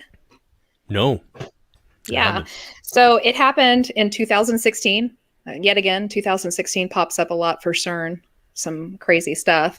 They did an experiment. It was called the Awake experiment. Awake stands for something. Oh, I'll find it. We're gonna get woke, guys. Be Um, ready. so it stands for Advanced Proton Driven Plasma Wakefield Accelerator. Wow. So, yeah. So they kicked this thing on. They started the Awake experiment on June 24th, 2016. And that night, the entirety of that city got to see the most spectacular light and cloud show you have ever seen. You can actually get up online and see the picture.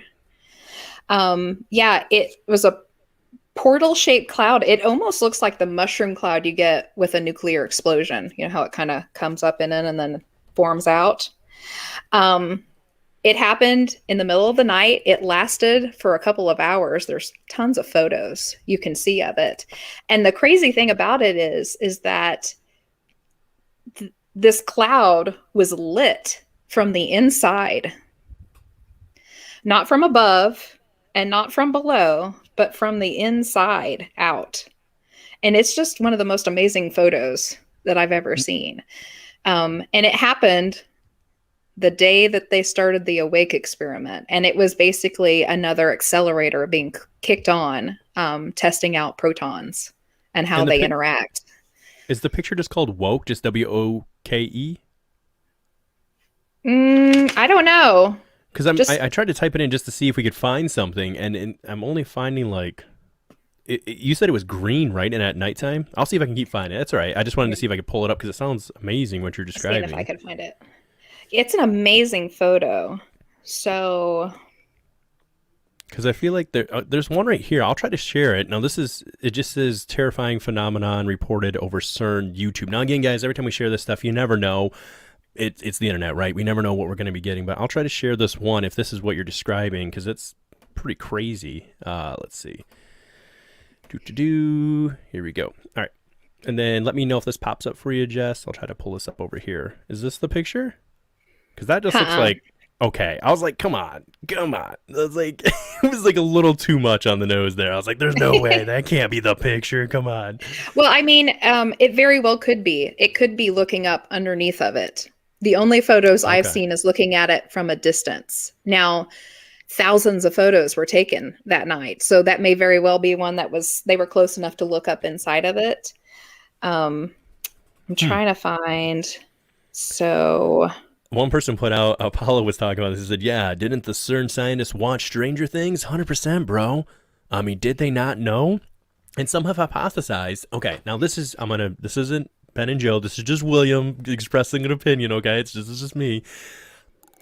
I have always felt that, and for good reason, having to do with three other letter agencies, the CIA and some other ones involved, and what they've done in declassified documents, that mainstream media is, in my opinion, and through Hollywood and entertainment, a slow disclosure process of influencing people to feel either a certain way and direct them, but there have been those that throughout time has been used to get people more comfortable with ideas. And I really think when you look at how things have been ramped up with the whole alien stuff for years and years and years, it got to the point to where like our grandparents would laugh at it, to people in our generation took it very seriously. And that was a large part due to Hollywood and the productions that they brought forth, because people just got more comfortable seeing it and hearing and thinking about it. And so when you think about Stranger Things, I don't think it's that far. There's another company, I can't remember the name of them. They're here, Northwoods. I think it's called Northwoods. They're here in the United States. And they were the ones who actually said that they were like shooting particles into the other dimension. They know for a fact they were sending them somewhere. And then I think they had hinted at that they were getting communication. I could be wrong on that, but I thought it was Northwoods. But that's just my thought on it, as far as Apollo talking about the whole Stranger Things. Sorry about that. Did you pull something up over there? Oh, wow. Okay, I think I did see that picture, so I'll see if I can pull that one up over here. So this one's under, I just put in Awake Experiment CERN photo. Okay. I will share that one, because I did see that one. I just didn't know if, I thought the other one was like, oh, that one's really fantastical. Well, let's share that one first. Yeah, by the looks of it, it probably is them looking up. They're close just enough to see up under. So this is the one that you're saying, this is the one that popped up over CERN then, huh?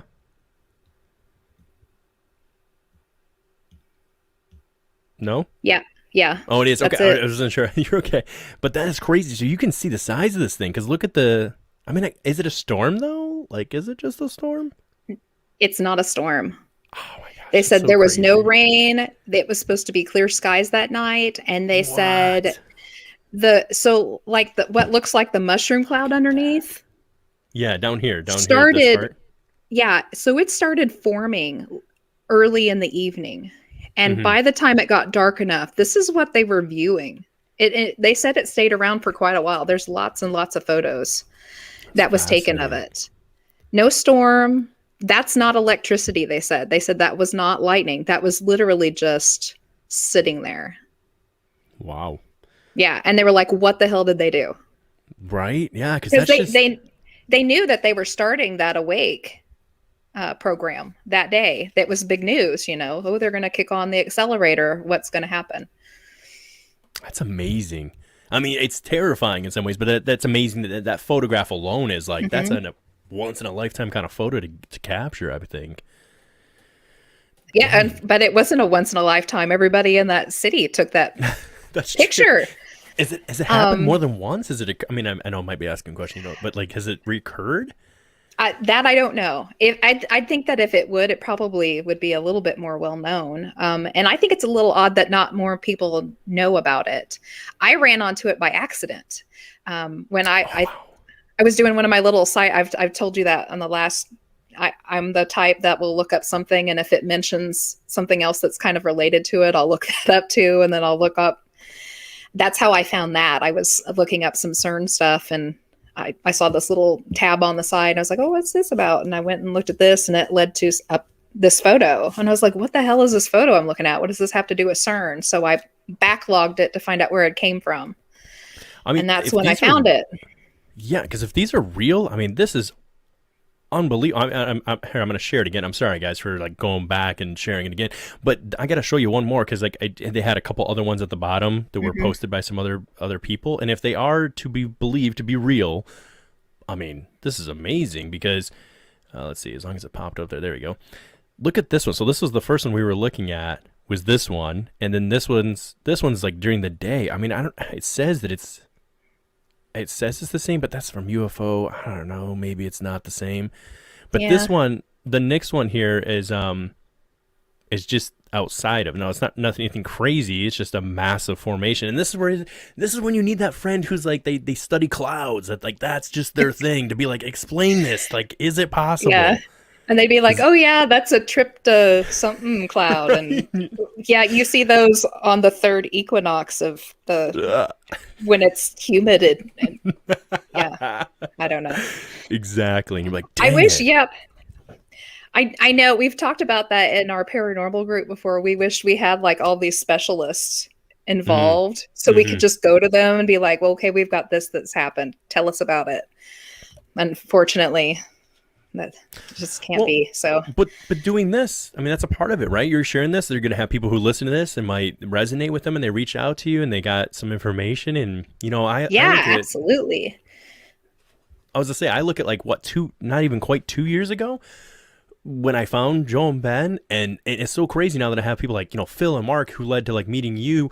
These are people that I would have never met in my life had it not been for this community and just podcasting in general. And it just really podcasting is just people sharing their ideas. Like we all have this little bit of information and you share it and you find other people have similar interests. And to me personally, I don't know how anybody can go through life and not be interested in this stuff because like regular life kind of sucks sometimes and is really boring I know. sometimes. Like I how we're always told to say live it that. is boring. It's Yeah. really boring. I've always said that. I feel so sorry for people who are not believers or they don't allow any kind of that kind of magic in their lives. How do they go day to day just slugging along I with don't know. no mystery? I don't know. Even when you That's the kind of greatest. show them, Yeah, oh, I it's the keep, greatest part of life is that, we don't know everything. And you're constantly trying to learn and figure it out, but we're never going to know everything. Um, exactly. and that's the fun of it. It's the route there that's the fun part. So, will I ever know any of this stuff? Probably not, but getting there's been a whole heck of a lot of fun. Heck So, yeah. And it always leads to that next thing. I mean, it never ever just like you said. I think anybody who's truly researching it and trying to just know recognizes that we're never going to really know.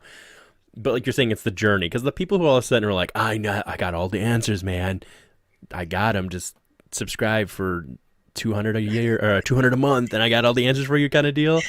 Probably not. Like, we're all just sharing these ideas. One thing I do want to hit on, because Lewis has brought it up a couple times tonight, and I keep forgetting to bring it up. I should have brought it up when you were talking about the weird ritual that they did for the tunnel there.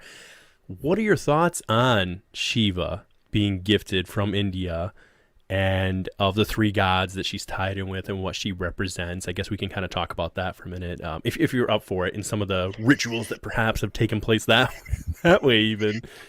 Sure. I personally think the Shiva statue is crazy conspiracy.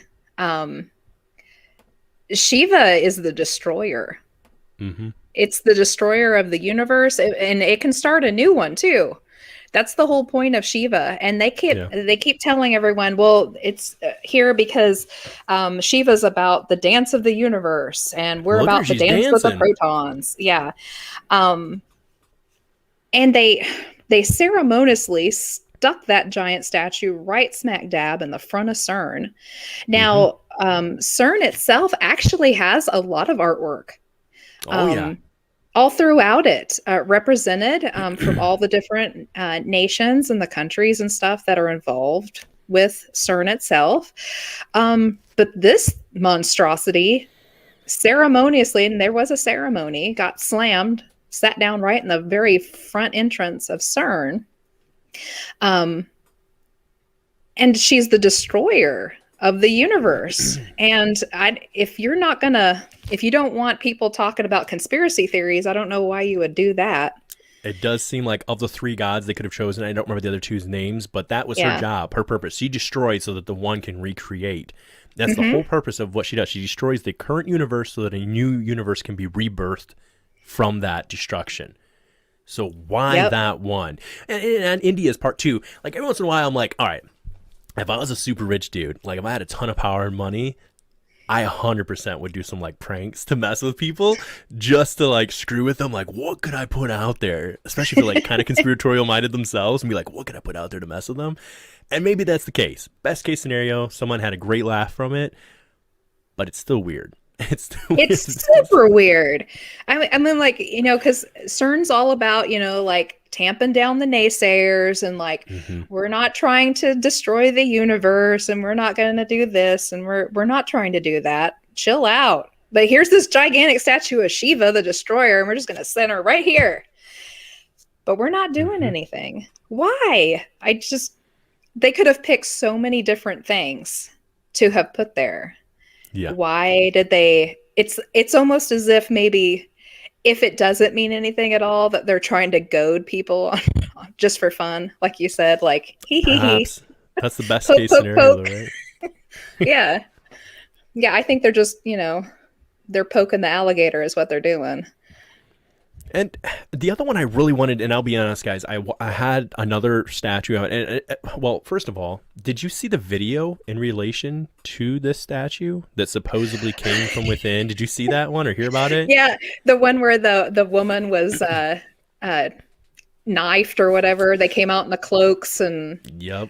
yeah, everybody should go and watch that one. That one's actually kind of entertaining. It's obviously set up and very badly. Yeah. I would The 100% video, agree. the video literally starts right before these people in the black robes come walking in. So apparently this guy was just He was filming. ready. He was just filming the empty courtyard for fun and just happened to catch it.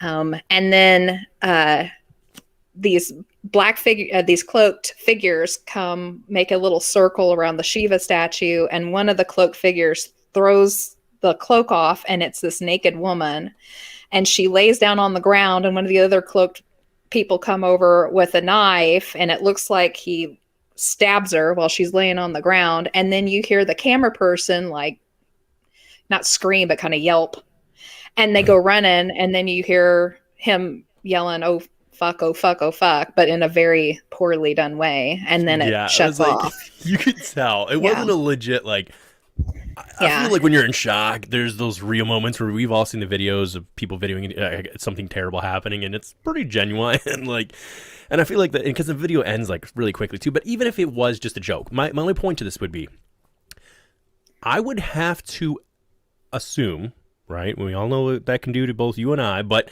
I would have to assume that again, it's a top secret facility. You cannot just waltz into this place to do this little ritual that you're going to do for the fun of it. Meaning, more than likely, I would be, if I was a bet man, willing to bet that those were actual scientists. One would have to think that did this, unless it was that opera group, right, that did their dance video, and maybe they were doing some sort of representation. But if they did, they never put it on YouTube. They never put up anything. This only came up once from them.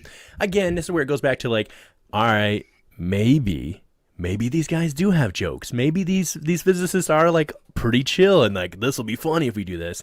Yeah. And that could be, but at the same time, like, guys, you're dealing with some really serious stuff over there. So like, maybe don't screw with us like a little bit. Like, take your job a little bit. Like, I mean, I definitely joke around at my job and stuff, but still. Well, maybe it was some of those silly interns that can't dance. 100%. And they really can't dance. Yeah. I mean, it was bad.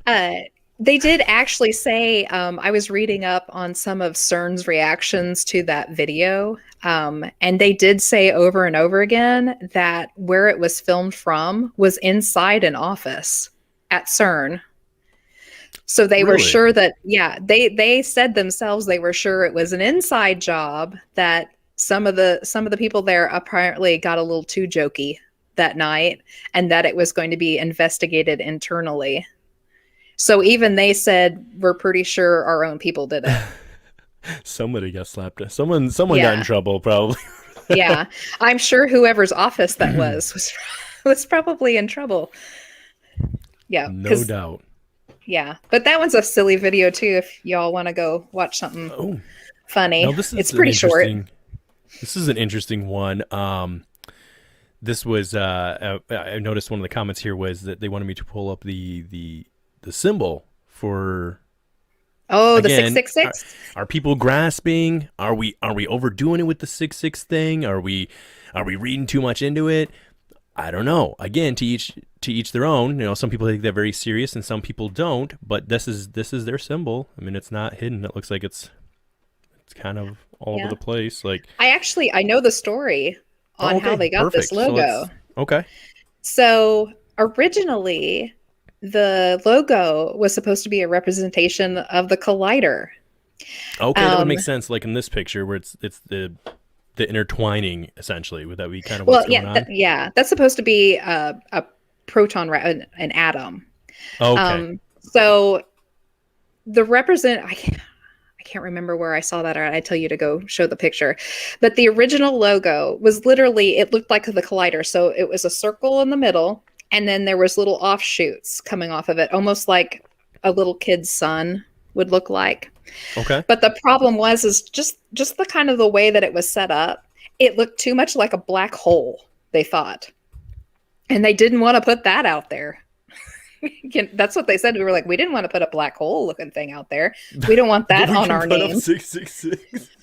Well, see, that's the ridiculous thing. So they went back and they decided, well, they still wanted it to represent the collider and the proton strings. So what they did was they took the 3 rings that should represent the collider and they offset them from themselves just a little bit.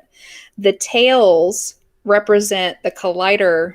I don't know what those things are called, but you know, the little offshoots. The offshoots, yeah. I should.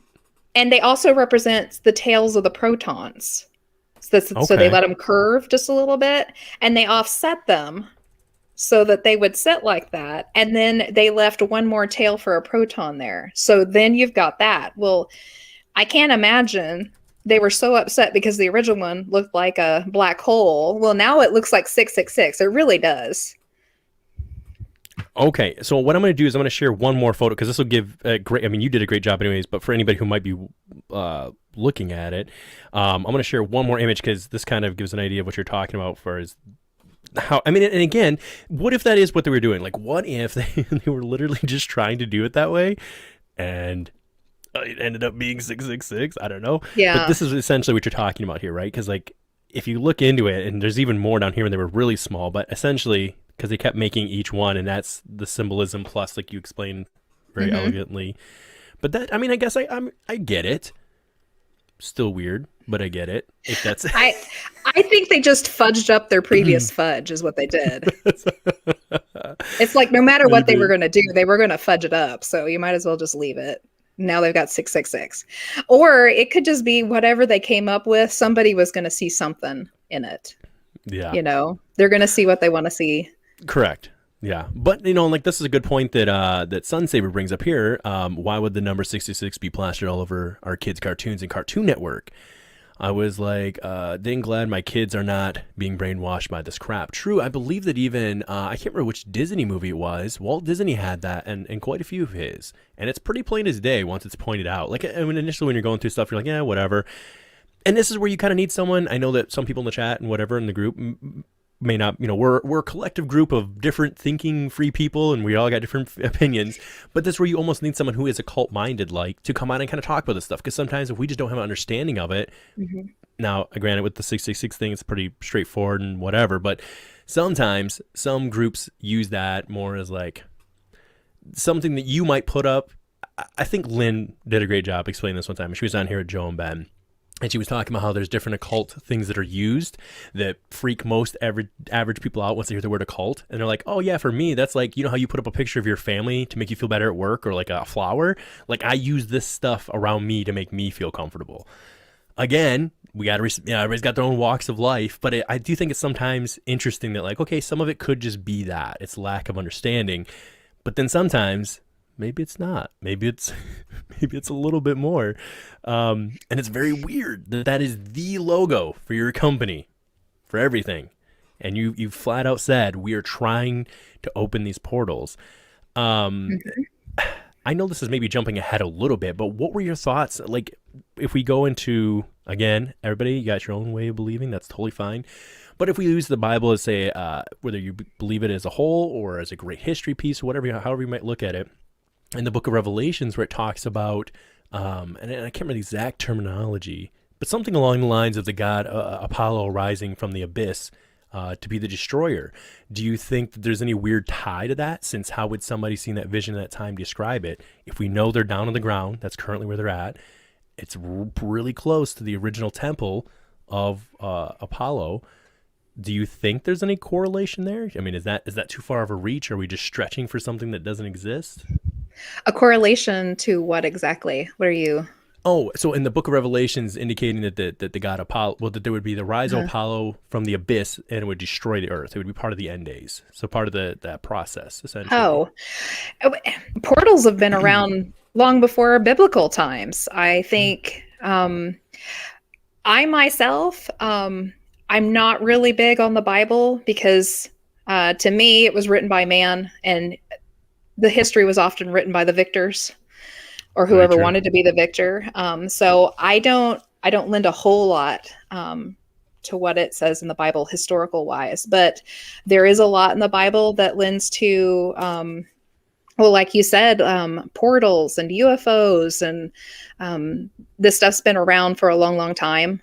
And that's another reason I've told you I'm a big believer in the multiverse. And how that all works in portals and wormholes and things like that. So, yeah, I absolutely believe. And we were talking earlier about the lab in France that's on top of the old temple. Yeah. And the people there are so scared of it, they wouldn't even farm the land. Then it's not like they have a whole lot of land over there. So to really walk away from a piece of property like that has got to say something. Right. I mean, it's kind of the equivalent now, and I'm not. Well, you would know actually quite a bit about this because you have a lot of Native American in you, correct? Yeah. So oh man, this is ways from you, but I'm sure you know the history behind it. But you look at like the oh my God, I just had a brain fart. It's the Black Mountain, the Black Hills. I'm saying that wrong. Is it the Black Hills? I'm saying that wrong. Is it Black Hills or Black Mountains? Like where they put Mount Rushmore, essentially, where that was sacred ground that was respected and meant to be kind of left alone. Or you find this all around the world, but there's these different areas where people are like, listen, we don't go there. Whether it's superstition or whether there's more to that, one has to ask, like when you look at some of the this is going down a different route, but like the 411 and the missing 411 stuff, it's weird that you have these consistent positions where people go missing in the same situations a lot of times. And again, like you're saying, with this ancient knowledge, as far as did people know something was up? I mean, I truly believe there's positions in the earth that have a higher, I don't know, maybe the I don't want to say like a dimensional shift, but something's up there. They're portals, essentially, in the most simple term that I can think of saying it, that seem to have an ability to reach into something a little bit more naturally, even without anything being there. Oh, absolutely. That's one of the things that me and my group have been working on. We've been literally just compiling information on areas that are thin, thin. Things creep through, things disappear. I spoke about that when I was with you the last time about our disappearing, reappearing houses. Yeah. We can get into some of that in the chat for people I'm sorry, for people in the chat that might want to know about this stuff. She has a lot more of this. We'll probably wrap up here pretty soon with CERN, and there's a couple of great things we can have you like talk about just in your own experience. So sorry to interrupt you, but if anybody's interested in some of that, because you have some crazy stories I would love to share. I do have some crazy stories. In fact, I had something happen to me just a couple weeks ago I can tell you about that. It still boggles my mind. But yeah, I absolutely believe there are places on this earth that are portal-like or thin. We found that it has a whole lot to do with the ley lines and the natural magnetic spots on the earth, which the U.S. Army and Navy have plotted vigorously. There are maps made of all of these blighted spots across the world where the magnetic force is so bad that it messes with the instruments on the airplanes. And those spots happen to be the hot spots for Bigfoot. If you want to start going a little crazy. So a lot of people who think that Bigfoot are interdimensional creatures kind of have a whole lot on that route. But yeah, and I believe that a lot of the American Indian tribes had a real handhold on a lot of those spots because they had access to other things that we don't have access to, other beings, other. I think they were a little bit more open to it, and of course, well, the tribes that were here are much, much older than the people that came over. So we don't know what was here too with them. A lot of crazy cave paintings and stone carvings and stuff that kind of lend to this. Who was this weird other person that was here? And then you start getting into the ancient aliens and. But there's something to that. I mean, this is actually, and shout out to, in the chat right now, the Michigan UFO sightings and paranormal encounters. Him and his wife have a great podcast over there, Wayne. If anybody would want to check that. I know Ben said he was going to check it out, so I don't think he'd mind me mentioning them. But they talk about, particularly he's fascinated with ancient Egypt and all the ancient structures. And he's in the belief system, and I think I'm pretty right there with him, is that whatever we've been taught is wrong. Like, we can clearly now see that the story that we're trying to be sold is not how it could not have happened that way, just from an archaeological standpoint. And then I think we all are kind of coming to the consensus and agree that that's true. But where I think something might have happened that we're not recognizing is that during the late 1700s, early 1800s, there seems to be some mass wiping of ancient knowledge that was currently going on here. And I think that for whatever reason kind of got scrubbed, and it's gone. It only takes 2-3 generations before that knowledge is just gone. If it's word of mouth, especially, and it's not handed down and written. And we now know with the education system and how that went. I mean, that's hats off to any of our educators. Actually, matter of fact, Wayne and his wife, they're both in the educational system, and that's a tough job right now, because how does one wrestle with your belief system versus a curriculum, and then what you're being forced to teach? That's a lot to deal with. But I do think that you're hitting on a great point. I think things here are a lot more ancient than what we realize. And oh man, I always mix this up. Ben, please don't be mad at me. Maybe you'll know too. I always mix up these two gentlemen. They're both fascinating. There's Graham Hancock, and then there's Grant Cameron. And I believe it's Graham Hancock, who believes in the America Before, who talks about this, about there is much evidence that there were some very advanced civilizations here in the United States that accomplished a lot more than we realize. But yet we're being told, because of the genocide and what took place that way, it's all gone. You know, Mm-hmm. it's at this point, it's just either stories that have been passed on in family lineage, or whatever little bit of evidence might be left for us to actually physically touch. And I do think you're right in the fact that it's just, we're almost that and he's coined the term, you know, the species with mass amnesia. I mean, we're a Mm-hmm. species with amnesia. And I truly think, Graham Hancock, did I get it right? Okay. Dang it. I always stress out about it because Ben always gives me a crack because I totally said the wrong name the one time. And I was like, every time, because I love them both. They're both so good. And for whatever reason, my special little brain, it like mixes their names and I get it wrong every time. But yeah, so anyways, I'm sorry for rambling there for a second, but yeah, what are your thoughts on it? Do you think there's a lot more even here where we live, currently where everybody, you know, lives? We brought up ley lines a couple minutes ago. Do you think there's this mass energy of the earth itself? It is a living being. Maybe some don't believe that, but that's totally fine. But in a sense, it is a living organism, and it's energy and it's all these other things. Do you think that because we are part of the earth, if we're made from the earth, we're made from that, one would have to assume you could be you're connected to that. That's, you know, people think that's woo talk or whatever, but I mean, just look at grounding. You can even look that up. Even medical physicians will recommend that to you. I mean, that's, Mm-hmm. I mean, Yeah, I think we are absolutely a product of the earth that we are standing on. We are a product of our environment, and we influence our environment just like the environment influences us. And mhm, I think we've lost touch with how that works. I yeah, think the people that came long, long before us were a little bit more in touch with that. Um, and well, just like you're talking about grounding, I do that too. Try to get mm-hmm. out at least once a day in my bare feet into the grass. It sounds absolutely ridiculous, but I always feel better afterwards. And whether it's in my head or not, I believe in it. Um, but yeah, I can't imagine the education that we were lacking that the people before us had. Mm, Um, truly. uh, we know for certain that there was older civilizations here before us. They've left, their artwork, they've left carvings behind, they've left artifacts behind. And anytime something like that is found, the scientific community gets a hold of it, shoos it away as fast as they can, and then that's the last we hear of it.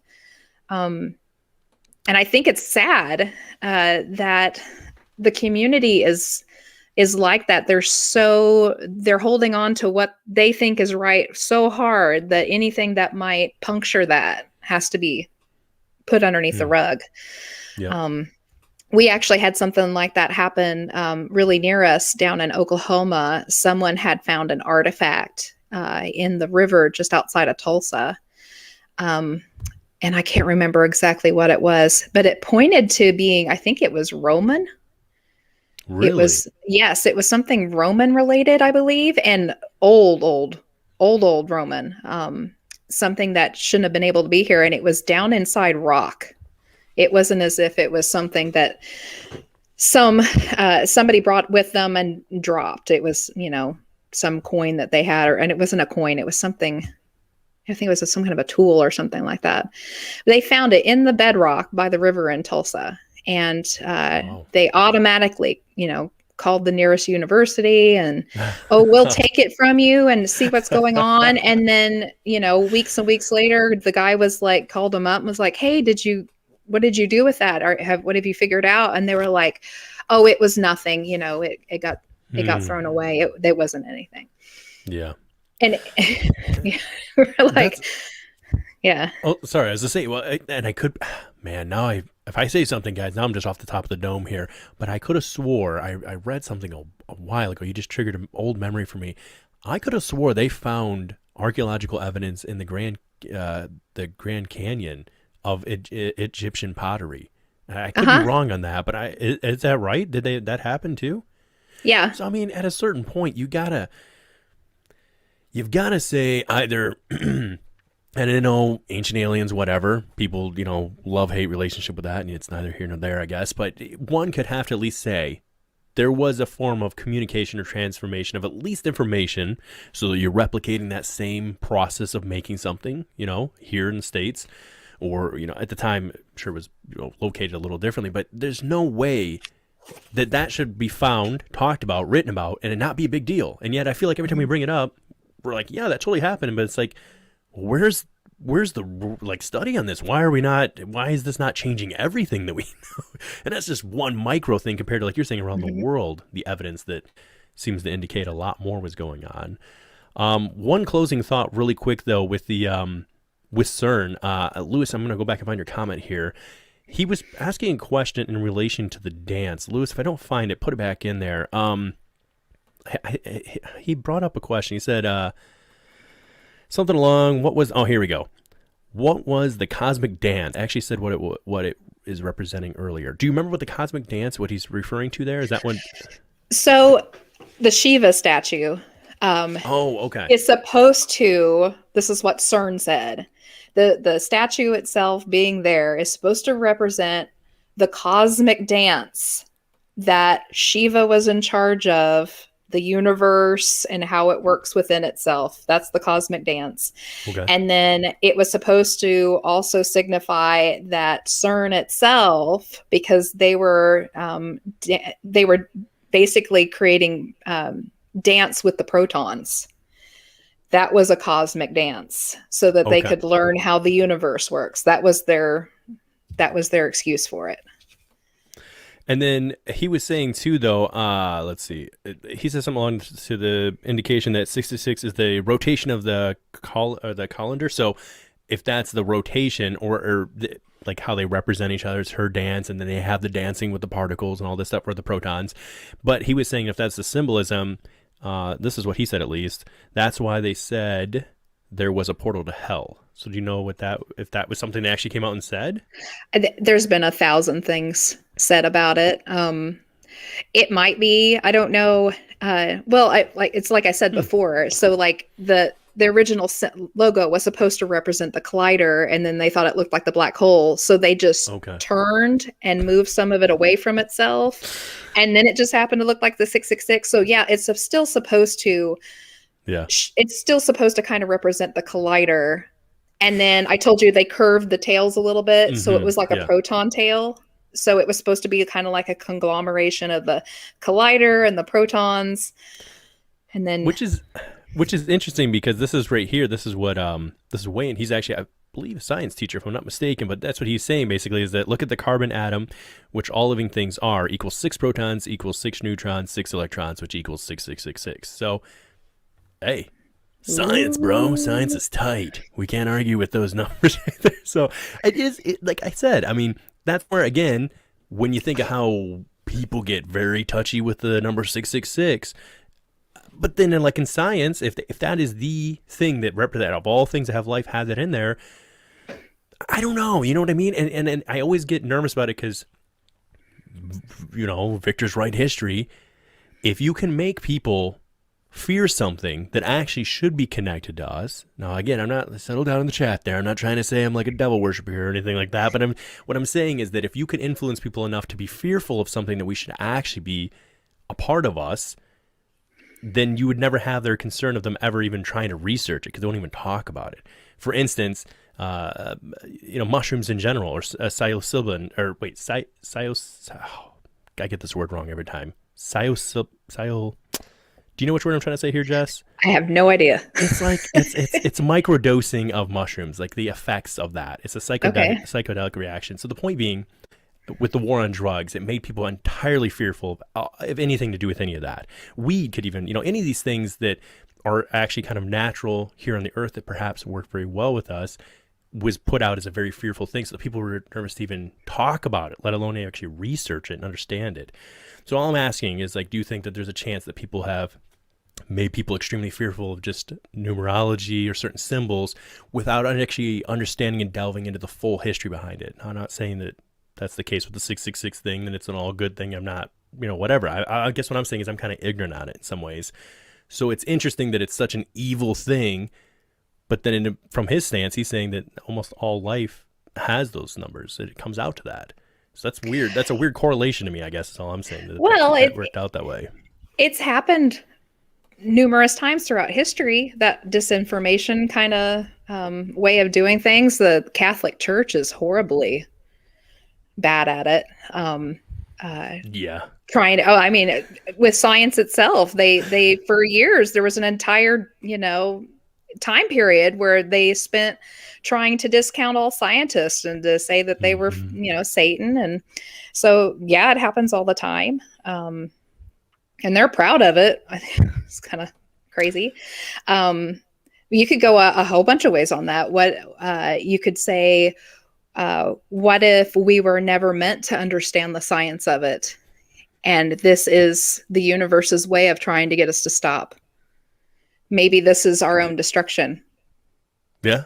We're going to be our own downfall no matter We're what. going to be our own downfall. And Just for the that will of matter, God. that'll that'll touch back on the whole people that came before us. Perhaps they did the same thing. Maybe we're on the same path. Maybe they Hmm. got to a point where they destroyed themselves too. And that's why we haven't learned yet. We're just gonna play it out all over again. You know, first of all, welcome Dave Scott to the chat, guys. SOR Radio or Spaced Out Radio over there. Go check him out. Lynn Wallington will actually be going on in about 34 minutes here. She'll be going live. I don't know who she's got on there tonight, but it should be a good time. Really quick though, fun thing you're talking about there with the religion thing, and I'm not trying to again, we represent life, right? We're all different pieces of this, so how you believe is how you believe your life. I'm not knocking any of that, but man alive, the Catholic Church, it's so funny that they railed on first of all keeping everything in Latin, and you have the 200-year Holy War and all this jazz, but then go back to when they were first having their church services and they're finally getting people in the church, right? Did you just with the incense? Did you know how that was all weed and DMT and stuff? They were getting those people high, and they're Uh-huh. still up until now. It's illegal in the United States, but I believe there's parts in Europe, but they were still doing it. And so these people are having these experiences, and they're meeting God, and they're meeting these entities, and it's we're tripping balls just a little bit, And and getting them drunk too. I mean, 100%. I mean, it's Drunk off their asses. Yep. it's it's so funny to me that, and that's where I was raised, and a little bit backstory on me. I was very, very religious that way, like a very strict up, in their church pew from the time I was born, right? Hmm. Grew up in a very strict upbringing that way. And to even question some of this stuff, even if you did have questions, was sacrilegious. You couldn't, the idea of aliens or anything like that, it was oh, those are just misunderstood angels or demons and yada, yada. And it's it's where, whatever you believe in, a higher power, God, whatever you want to call it, I believe in that. It's where man gets a hold of and twists religion and makes it this sick controlling tool. It's been one of the biggest propaganda pieces and controlling tools that's ever existed, in my personal opinion. Now, I still hold to the ideals of it, and what it represents is a great thing, but how it's utilized and how it's implemented has been pretty devastating across the board, across the world. And that's just my own little personal belief on it. But you look at stuff like that, like I said, they were getting people high, and they're all right, just 20%, guys, or I always thought it was funny that growing up reading the Bible, the Jesus is talking about peace and love and being with your neighbors, and gets really just stops and was and don't forget 20% to your church, 10% to Caesar, render unto Caesar's what is Caesar's, unto God what is God. He broke down tax brackets and percentages. Do you think there's a chance that maybe just some a bishop in that area was I could rewrite this part a little bit and then say, hey, if I throw this in there and they can't even understand what we're saying, but when they can finally read it and understand, because the first guy that ever translated the Bible from Latin into English, William Tyndale, they burned him at the stake. They were that upset. They were that concerned about people being able to read it themselves. It was all about Hmm. control of information, that we were ready to burn people at the stake for this. And Yep. it, I'm sorry. I'm going off on something else. I'm sorry, guys. I'm sorry. Come over to Bob for that. You go over to the Band of Beer Brothers podcast. We get a little political on stuff. But there's it's all about, basically, I guess I'm saying, control of information, to just control Hmm. people through fear. And I think one has to say, irregardless of your political spectrum, your opinions, and how you've been taught, when you discover the truth, and if you truly pursue the truth will reveal itself to you. And if upon that truth being revealed, if it contradicts something in your life or the way you believe, you have a decision to make. And you're either going to choose to change the chapter and go in a slightly different direction, or be complicit with this idea that you think everything's okay. And then you just buy back into that, but I consider walking zombies some days, that we're just going to job, come home, and that's miserable. I just can't do that. I don't know. Anyways, Jess, interrupt, please. Let's get back to what we were talking about, guys. I don't know what happened there. What were we I talking about? glossed over. Something, so Catholics and We were talking something about the Catholics and the and church and stuff. But why don't let's do this? We've only got about 30 minutes or less here before I can get out here and let you go. Why don't we get into some of your like disappearing homes and some of the houses and lost time and missing time and whatever you want to share that way? oh, Please open it up to everybody here. yeah, absolutely. So, um, gosh, my team, the Bordertown Paranormal, we study um, missing time, lost time, uh, disappearing things, houses, reappearing things a lot. Just solely because in the little area that we're in, we're like, we're called Border Town because we're literally on the border of Kansas and Oklahoma, far, far southeast Kansas. We're literally about, I guess, 45 minutes away from where the Four Corners meet, where Oklahoma, Missouri, Arkansas, and Kansas meet. But I could walk out my front door now and be in Oklahoma in about a minute, just walking on foot. That's how close we are. But this area here, we're actually called the Little Ozarks.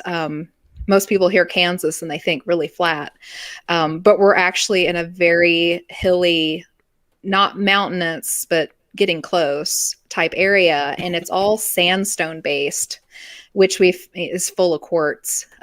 So we get all sorts of fun things that happen in our area. Caney itself is a valley, and we are surrounded by sandstone mountains, mountainous range. And a friend, Pam, the lady I mentioned earlier, she's in our investigative group. She grew up in an area just outside of town here where there was a house that her and her brother visited that disappeared on them. I'll tell the story a little bit.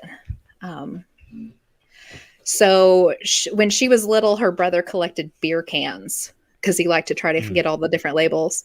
And on their days when they didn't have anything to do, they would go off in his car out into the rural area outside of Caney and hunt for them because, there's all dirt roads, people out drinking and they'd chuck a beer. And they were out in this one area one day, and there was this really, really old house with a garage to the side of it, and it looked abandoned. And they pulled over right away because it was ripe for the picking. That's especially where people would pull over to drink.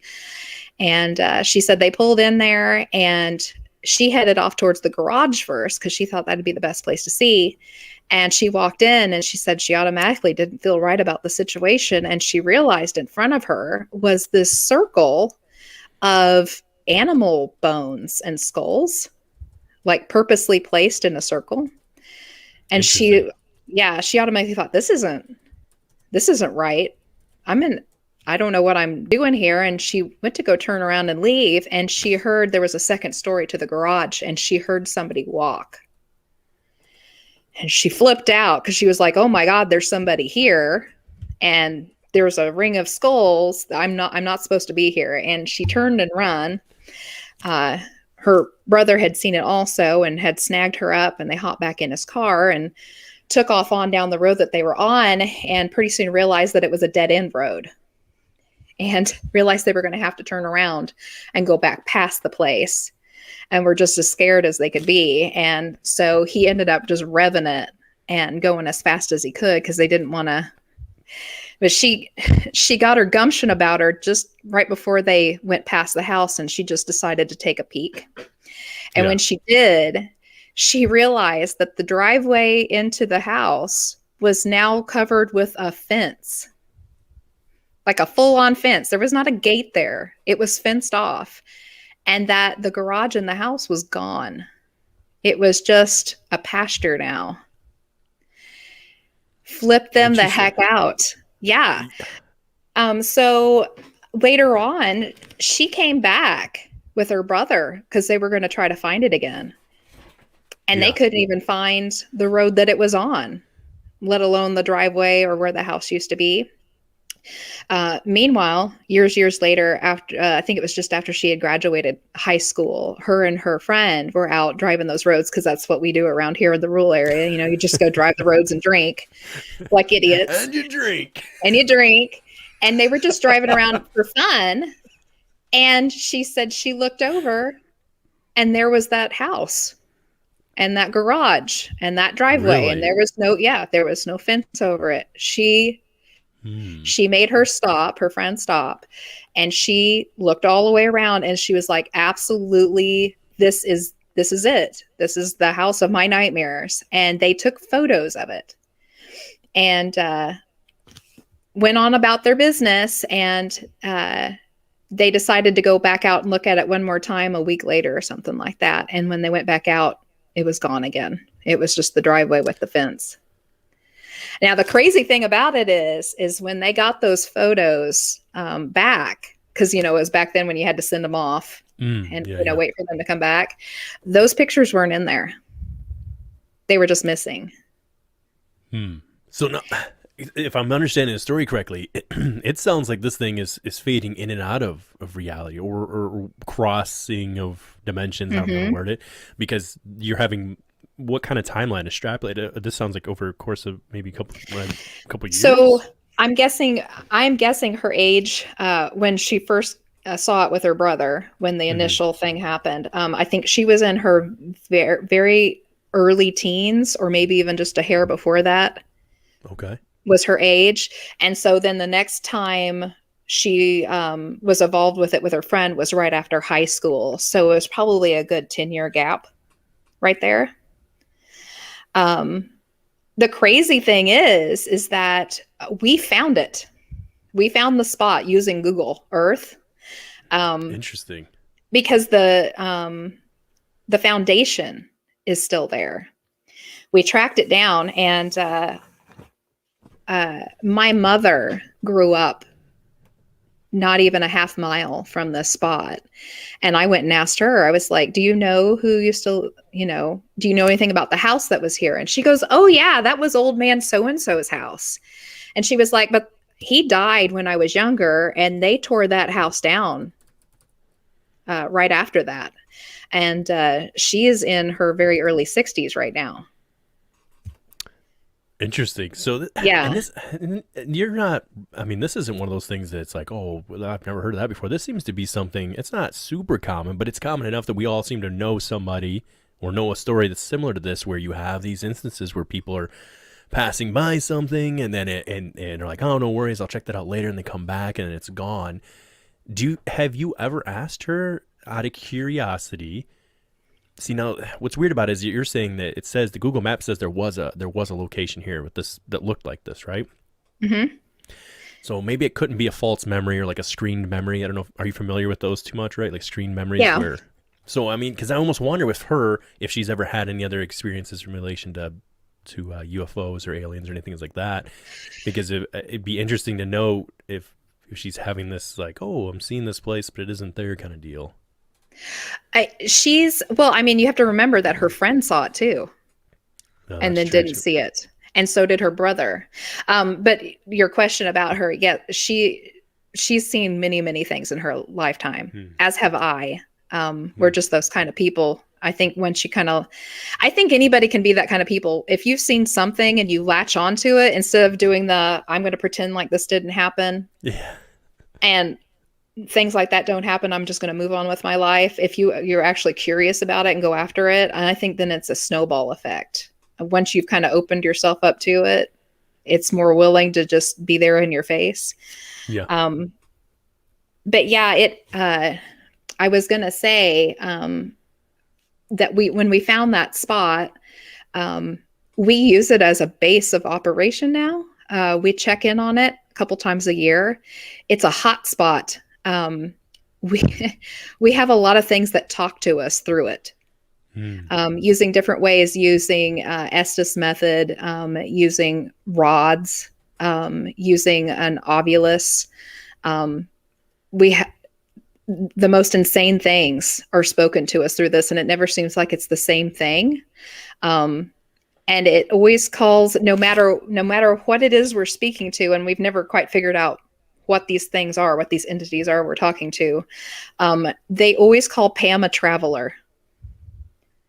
Interesting. It Has always comes up. has Pam ever had any? I don't know if it's okay to ask these questions. If you can't, if you don't want to speak for her, that's okay. But has she ever had past life memories or anything of that nature? I don't know exactly. I don't know if we've ever brought that up. Hmm. Um, I'll 'Cause I have think to. that would be very interesting to if you're being called. I mean, and again, well, I don't think I'm sharing anything that Ben hasn't spoken about here, but he had an experience where he had an experience with something, and basically the message he got was that you are. Ben, if I'm getting it wrong, correct me, but it was like you are the light bringer or the bringer of light. It was either you're the bringer of light or the light bringer, something close to that. So it's interesting that you're saying that with her case, with Pam's case, that they're calling it the traveler, and this seems to happen with other people too, where there seems to be a label that's put on people, or I don't want to use the word attachment or targeted, but they're like a honing device. Maybe that's a better way to put it. They seem to be more. They draw it in a little bit, or they're at least a lot more open to it. But they kind of seem to be like a Samantha Mowat comes to mind. She's one of those people that like everybody that I've ever heard talk about it, like, man, if we went in the woods, we're gonna go see aliens. I mean, Dave, I don't know if he's still in the chat or not, but he can attest to that. Like that happened. Mr. Bledsoe or Dave, the Bledsoe family. That's another one you can think of that seems to be very common, where it's almost like they're calling it in, whatever it is, whatever people want to call it. But I'd be curious to if you guys ever talk about in your own group, just to talk with her about that. Yeah, I'll bring that up with her. Yeah, we thought it was very interesting. They kept calling her the traveler. At the time that was occurring, we hadn't yet had any experiences with missing time or something disappearing, reappearing. We just knew the story that she had told us, and we knew that this spot was a hot spot for us. Okay. But not long after that, I had my first experience with it, and we had a few more after, and I'll tell you about some of them. But 100%. whenever they happened, she was in the center of it. Up until a couple weeks ago, I had a small experience myself without her. So I don't know how much I can lend to this theory, but so we were actually it was just her and I. We were going out for one of our checkups on that spot. And right near that is a spot that the kids like to hang out at the river just outside of town here. And it's a hot spot for Bigfoot. Okay. So we like to go out and do like a little lap around the area. We go out and take readings once in a while and see how things are fluctuating, because there's a ley line that runs right through there, and the river seems to charge it sometimes. And we have these, every time it gets very, very charged, we'll have a whole cornucopia of weirdness happen out there. Weird cryptids, Bigfoots, disappearances. It's crazy. One day maybe I can tell you all about that, but that'd take a whole nother show. Sure. But anyways, we were headed out there, and I'm kind of like the secretary of the group. I take notes on everything, and I count the time on every little thing that happens. And we were running the meters, and she was driving, and she was driving us out there, and we went to go take our first turn that would take us down the dirt road where that disappearing house was. And we noticed a jogger, and we thought it was hilarious because it's dirt roads out there. And all I could think of is like a jogger out here getting all sweaty. He's going to get covered in dust from the dirt roads. This is hilarious. And we just made note of him because it's not something you usually see out that way. And we made our turn, and we ended up at the disappearing house spot, and we ran a couple of meters out there and did a little bit of work with the rods and got some interesting stuff. And we were out there for maybe a good 30 to 45 minutes before we decided to drive down to the river to that hot spot. And on our way there, you have to go through this, what used to be a highway, but it was rerouted long ago. So the grass and the trees have crept up in on it, and now it's down to basically a one lane. And we came around a corner to come up the main lane that'll take you down to the river. And there was a truck sitting in the brush on the side, which isn't too odd because that area down there is used a lot for hunting. And we just assumed when we saw the pickup truck, it was probably somebody down there watching for deer to come through so they could mark a path. So then they go down later and know where they're going to set up at.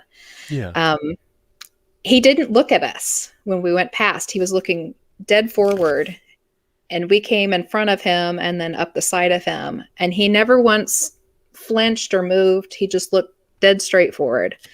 And I was like, well, that's a little weird. And we went down to the river and turned off the car and rolled down the windows because it was a nice day. And we kind of noted how quiet it was. It was very quiet. There wasn't any birds chirping, which was odd because we're in a wooded area. And you couldn't hear any cicadas or bugs, which was odd because it was summertime. And we sat there for a while, and I didn't feel great. And Pam decided there was nothing going on. The meters were dead.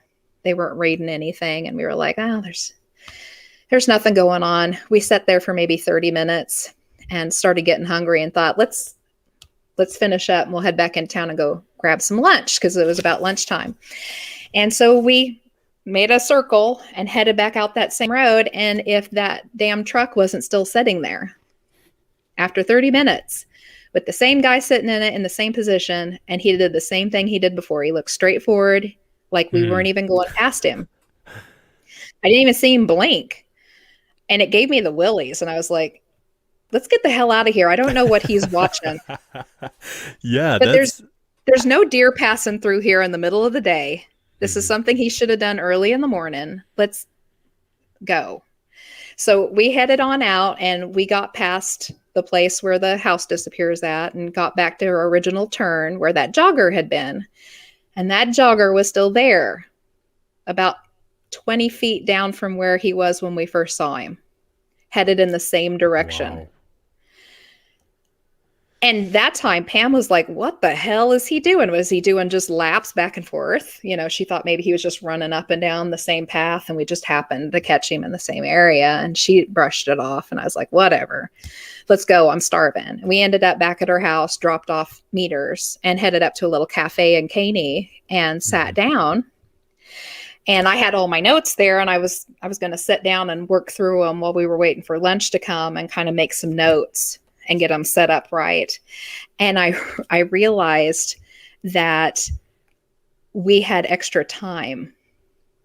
Extra time? So not lost time? You had extra time? We had extra time. What? The ladies looked at us a little funny when we came in, and it was empty when we came in. And it was because we thought it was 12, and it was actually like not even 11 yet. It wasn't even truly lunchtime. They were still setting up. That's wow. So I guess I'm trying to like, this is interesting because normally when you hear of people having lost time, right? Like people have experienced, I mean, I don't know if we have the time to tell us, we have about 10 minutes left here with Mark and the incident that they had. No, Pam was with him when that happened too, right? Yes. Yeah. So, but in that instance, time like reset for them. So even though they had this experience, I mean, I guess we're probably going to end up telling a story. I always understood it that somehow time like fix the problem, like reset when someone has this short experience or a longer experience. But in your case, you gain time. We gained time. So when we went back and really thought about it, because we were flabbergasted for the rest of the day, we tried to discuss it, but there was no way to put a hold on it to really grasp the situation. We kind of parted ways to really think about it and then got back again together later to talk about it. And we realized, because up until that point, we never put anything together with the jogger or the man who was sitting out in his truck. But we finally figured it out. So when we went past the jogger, the jogger was in motion, but he was right there at the corner. And we went through our whole bout. And the trucker never seemed to move. So we are under the assumption, because when we got back, the jogger was just slightly down from where he was, but he was in motion. So we're wondering if at some point when we crossed into the area where the disappearing house was, did we suddenly speed up against time? Were we going in fast forward while everything else around us seemed to be still? It was in its regular,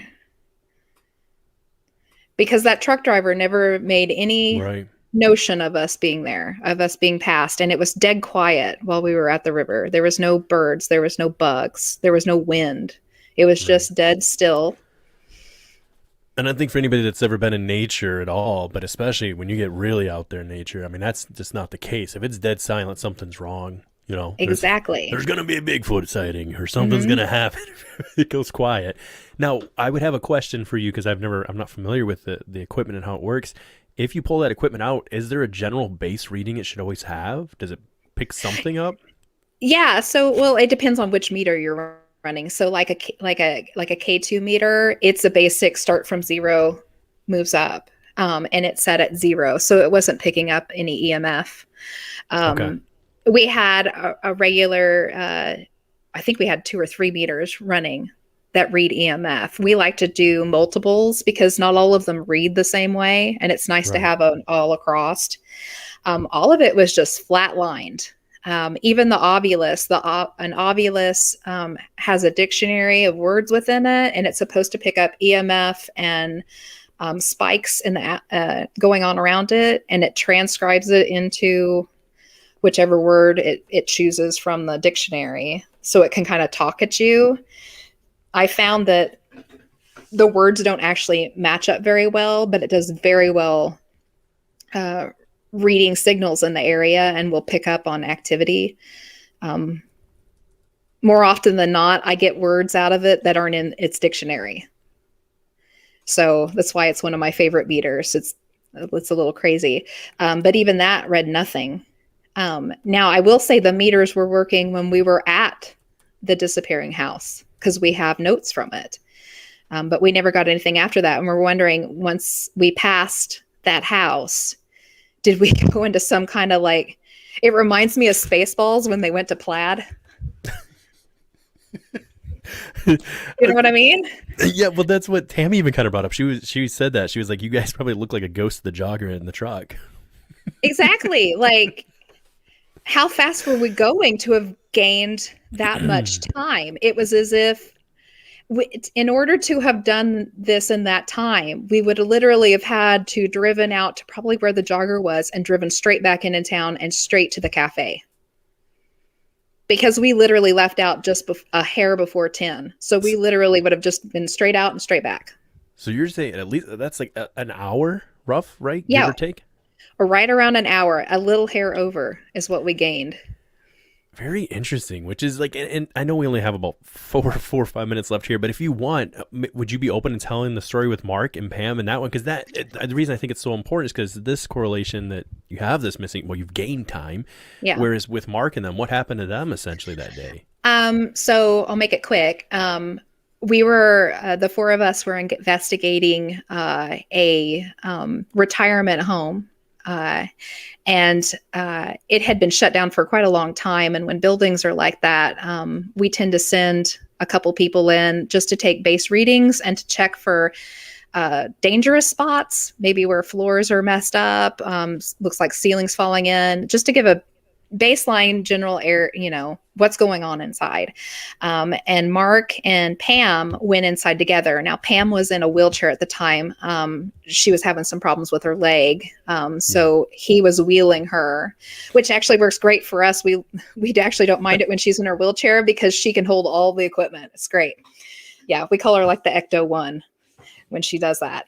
Anyways, we sent them in, and it was about an hour or so before sunset.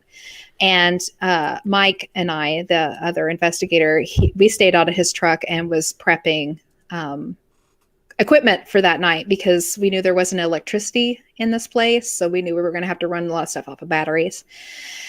And we got everything done, and we still hadn't heard from them. And we waited and we waited and we waited and we waited and we waited and still heard nothing from them. And it started to get dark, and we started to get concerned because usually they should have been out within about 15-30 minutes at the latest for Right. this area. And we tried to call them on their phones, and it would either go to voicemail or they just wouldn't answer.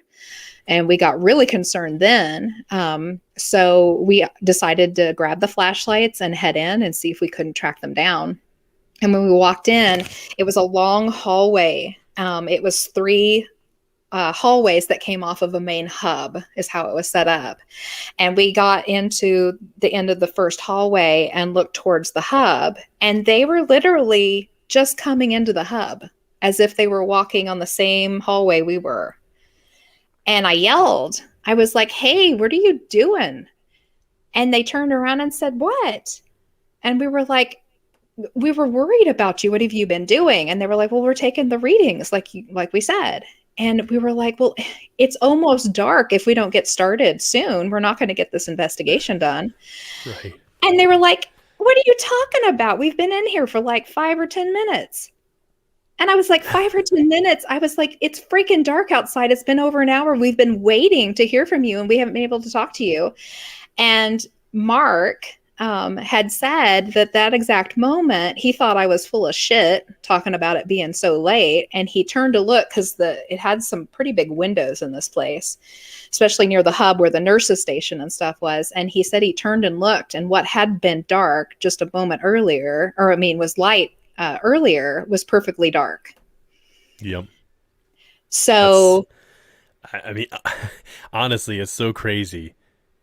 It's when you really think about that process of, for them, I'm thinking for them, for you, yeah, it was weird because they're missing, but for them to be like, that moment of light was just there, and now my reality is, oh, it's not, it's gone. Yeah, it was a complete shift for them, and it messed Mark up pretty good for a little while. That place was also pretty bad on him in some other aspects, of which we don't have time to go into, but it was a crazy place. But yeah, they have no idea where that time went. They said they literally walked in and they went a little slow because they were taking baseline readings with the meters and kind of looking everywhere, trying to see where everything was at, where were their rooms. And they had just made it to that hub. So they're guessing maybe 10 minutes had passed. And then here we came yelling at them. "What are you doing? Why are you taking so long?" And they're, "It's been like 10 minutes. What? And then to look over and see that what was once fully lit windows was now pitch black. That'll mess with you. Yeah, that place had some other oddities going on with it. The one thing that really drove Mark nuts the whole time, he had to go every room because it was a retirement home.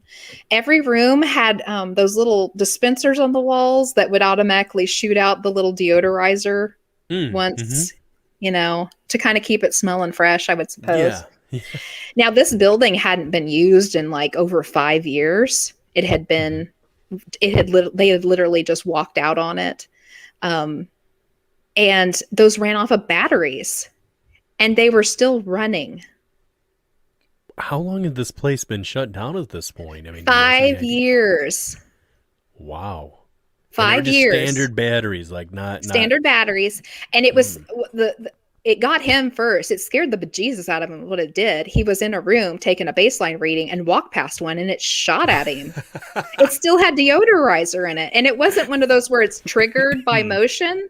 Yeah. And you could hear them going off in the building, which is really creepy because the building had no electricity to it, and it hadn't for a couple of years. They'd literally shut the main line. They cut the main line to the building. It hadn't had electricity in years, but you can sit there in the quiet and listen to these damn dispensers go off.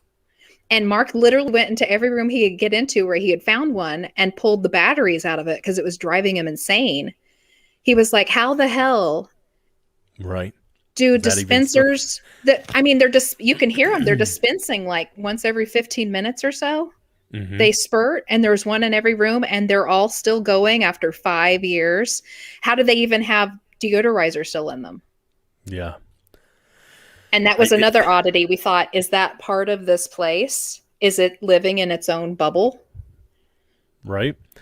This is why, so people are asking, and for sure, guys, I'm sorry to cut it out, like to end it, because I've been going for about 3 hours. But we're definitely gonna, if Ben and Joe are up for it, and if Jess is up for it, people are asking, can there be a part 2 with Jess? 100%, because they're like, "Lewis, you have questions about I put up the wrong one, about alternate dimensions." Guys, we have a lot we could go into. So Jess, if you're up for it, we'd love to have you back, or I'd love to have you back on again, because I know we didn't even get to touch the paranormal aspect of things and all your research that way. So One other real quick thing, I believe I already asked you this before, and I believe you said you don't currently have anything up, but Tammy was asking, do you have a website that anybody could reach out to and look at that way? A website for our paranormal group. I think she was asking about for you or a way to get in maybe contact. I know like maybe Oh, Facebook or anything like that. I know you I have obviously this. We have this going on. Yeah, so anybody could get in touch with us through the Bordertown page, SEK Bordertown Paranormal Society. If you want to get in touch with me directly, I have my own Facebook page, and it's just a basic Facebook page. It's got my family stuff on it, but you're always welcome to contact me there. And that's under Jessica Harrington with an E, Holman. Um, and I also have my art page up, and you're always welcome to go look at that. And that's under Curious Relics. Heck yeah. And you can get a hold of me through any of those. I'd love to chit chat with anybody about that kind of stuff. It's the what I like to best. do. It is. It is. I do. I love doing the podcast because I get to hear all these like-minded people, or even people that have ideas I've never thought of, and I'm like, ooh, how can I integrate that in? Right. Or how's it proving me wrong? So let's take another route. I like it when people prove me wrong, or they come up with some fantastic new way to spin it. So, well, we want to thank everybody in the chat for coming and hanging out with us tonight, guys.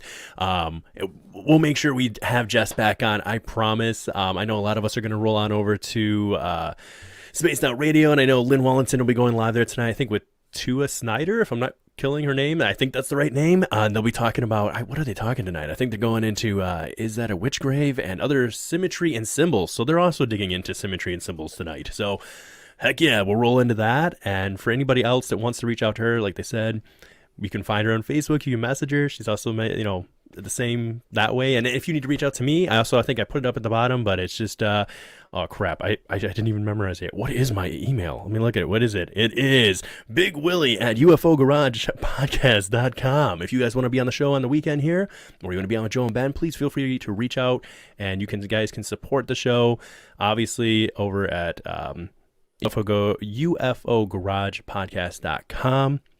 We want to thank you guys for hanging out with us tonight. Jess, I want to thank you especially for coming on and hanging out with me and trying to dig into some of the CERN stuff, which I feel like we always just scratch the surface. Every time I cover something, I'm like, there's more. We didn't get it all, but we certainly tried our best tonight. So guys, this has been amazing. And I always end the show telling people to stay curious and keep it weird.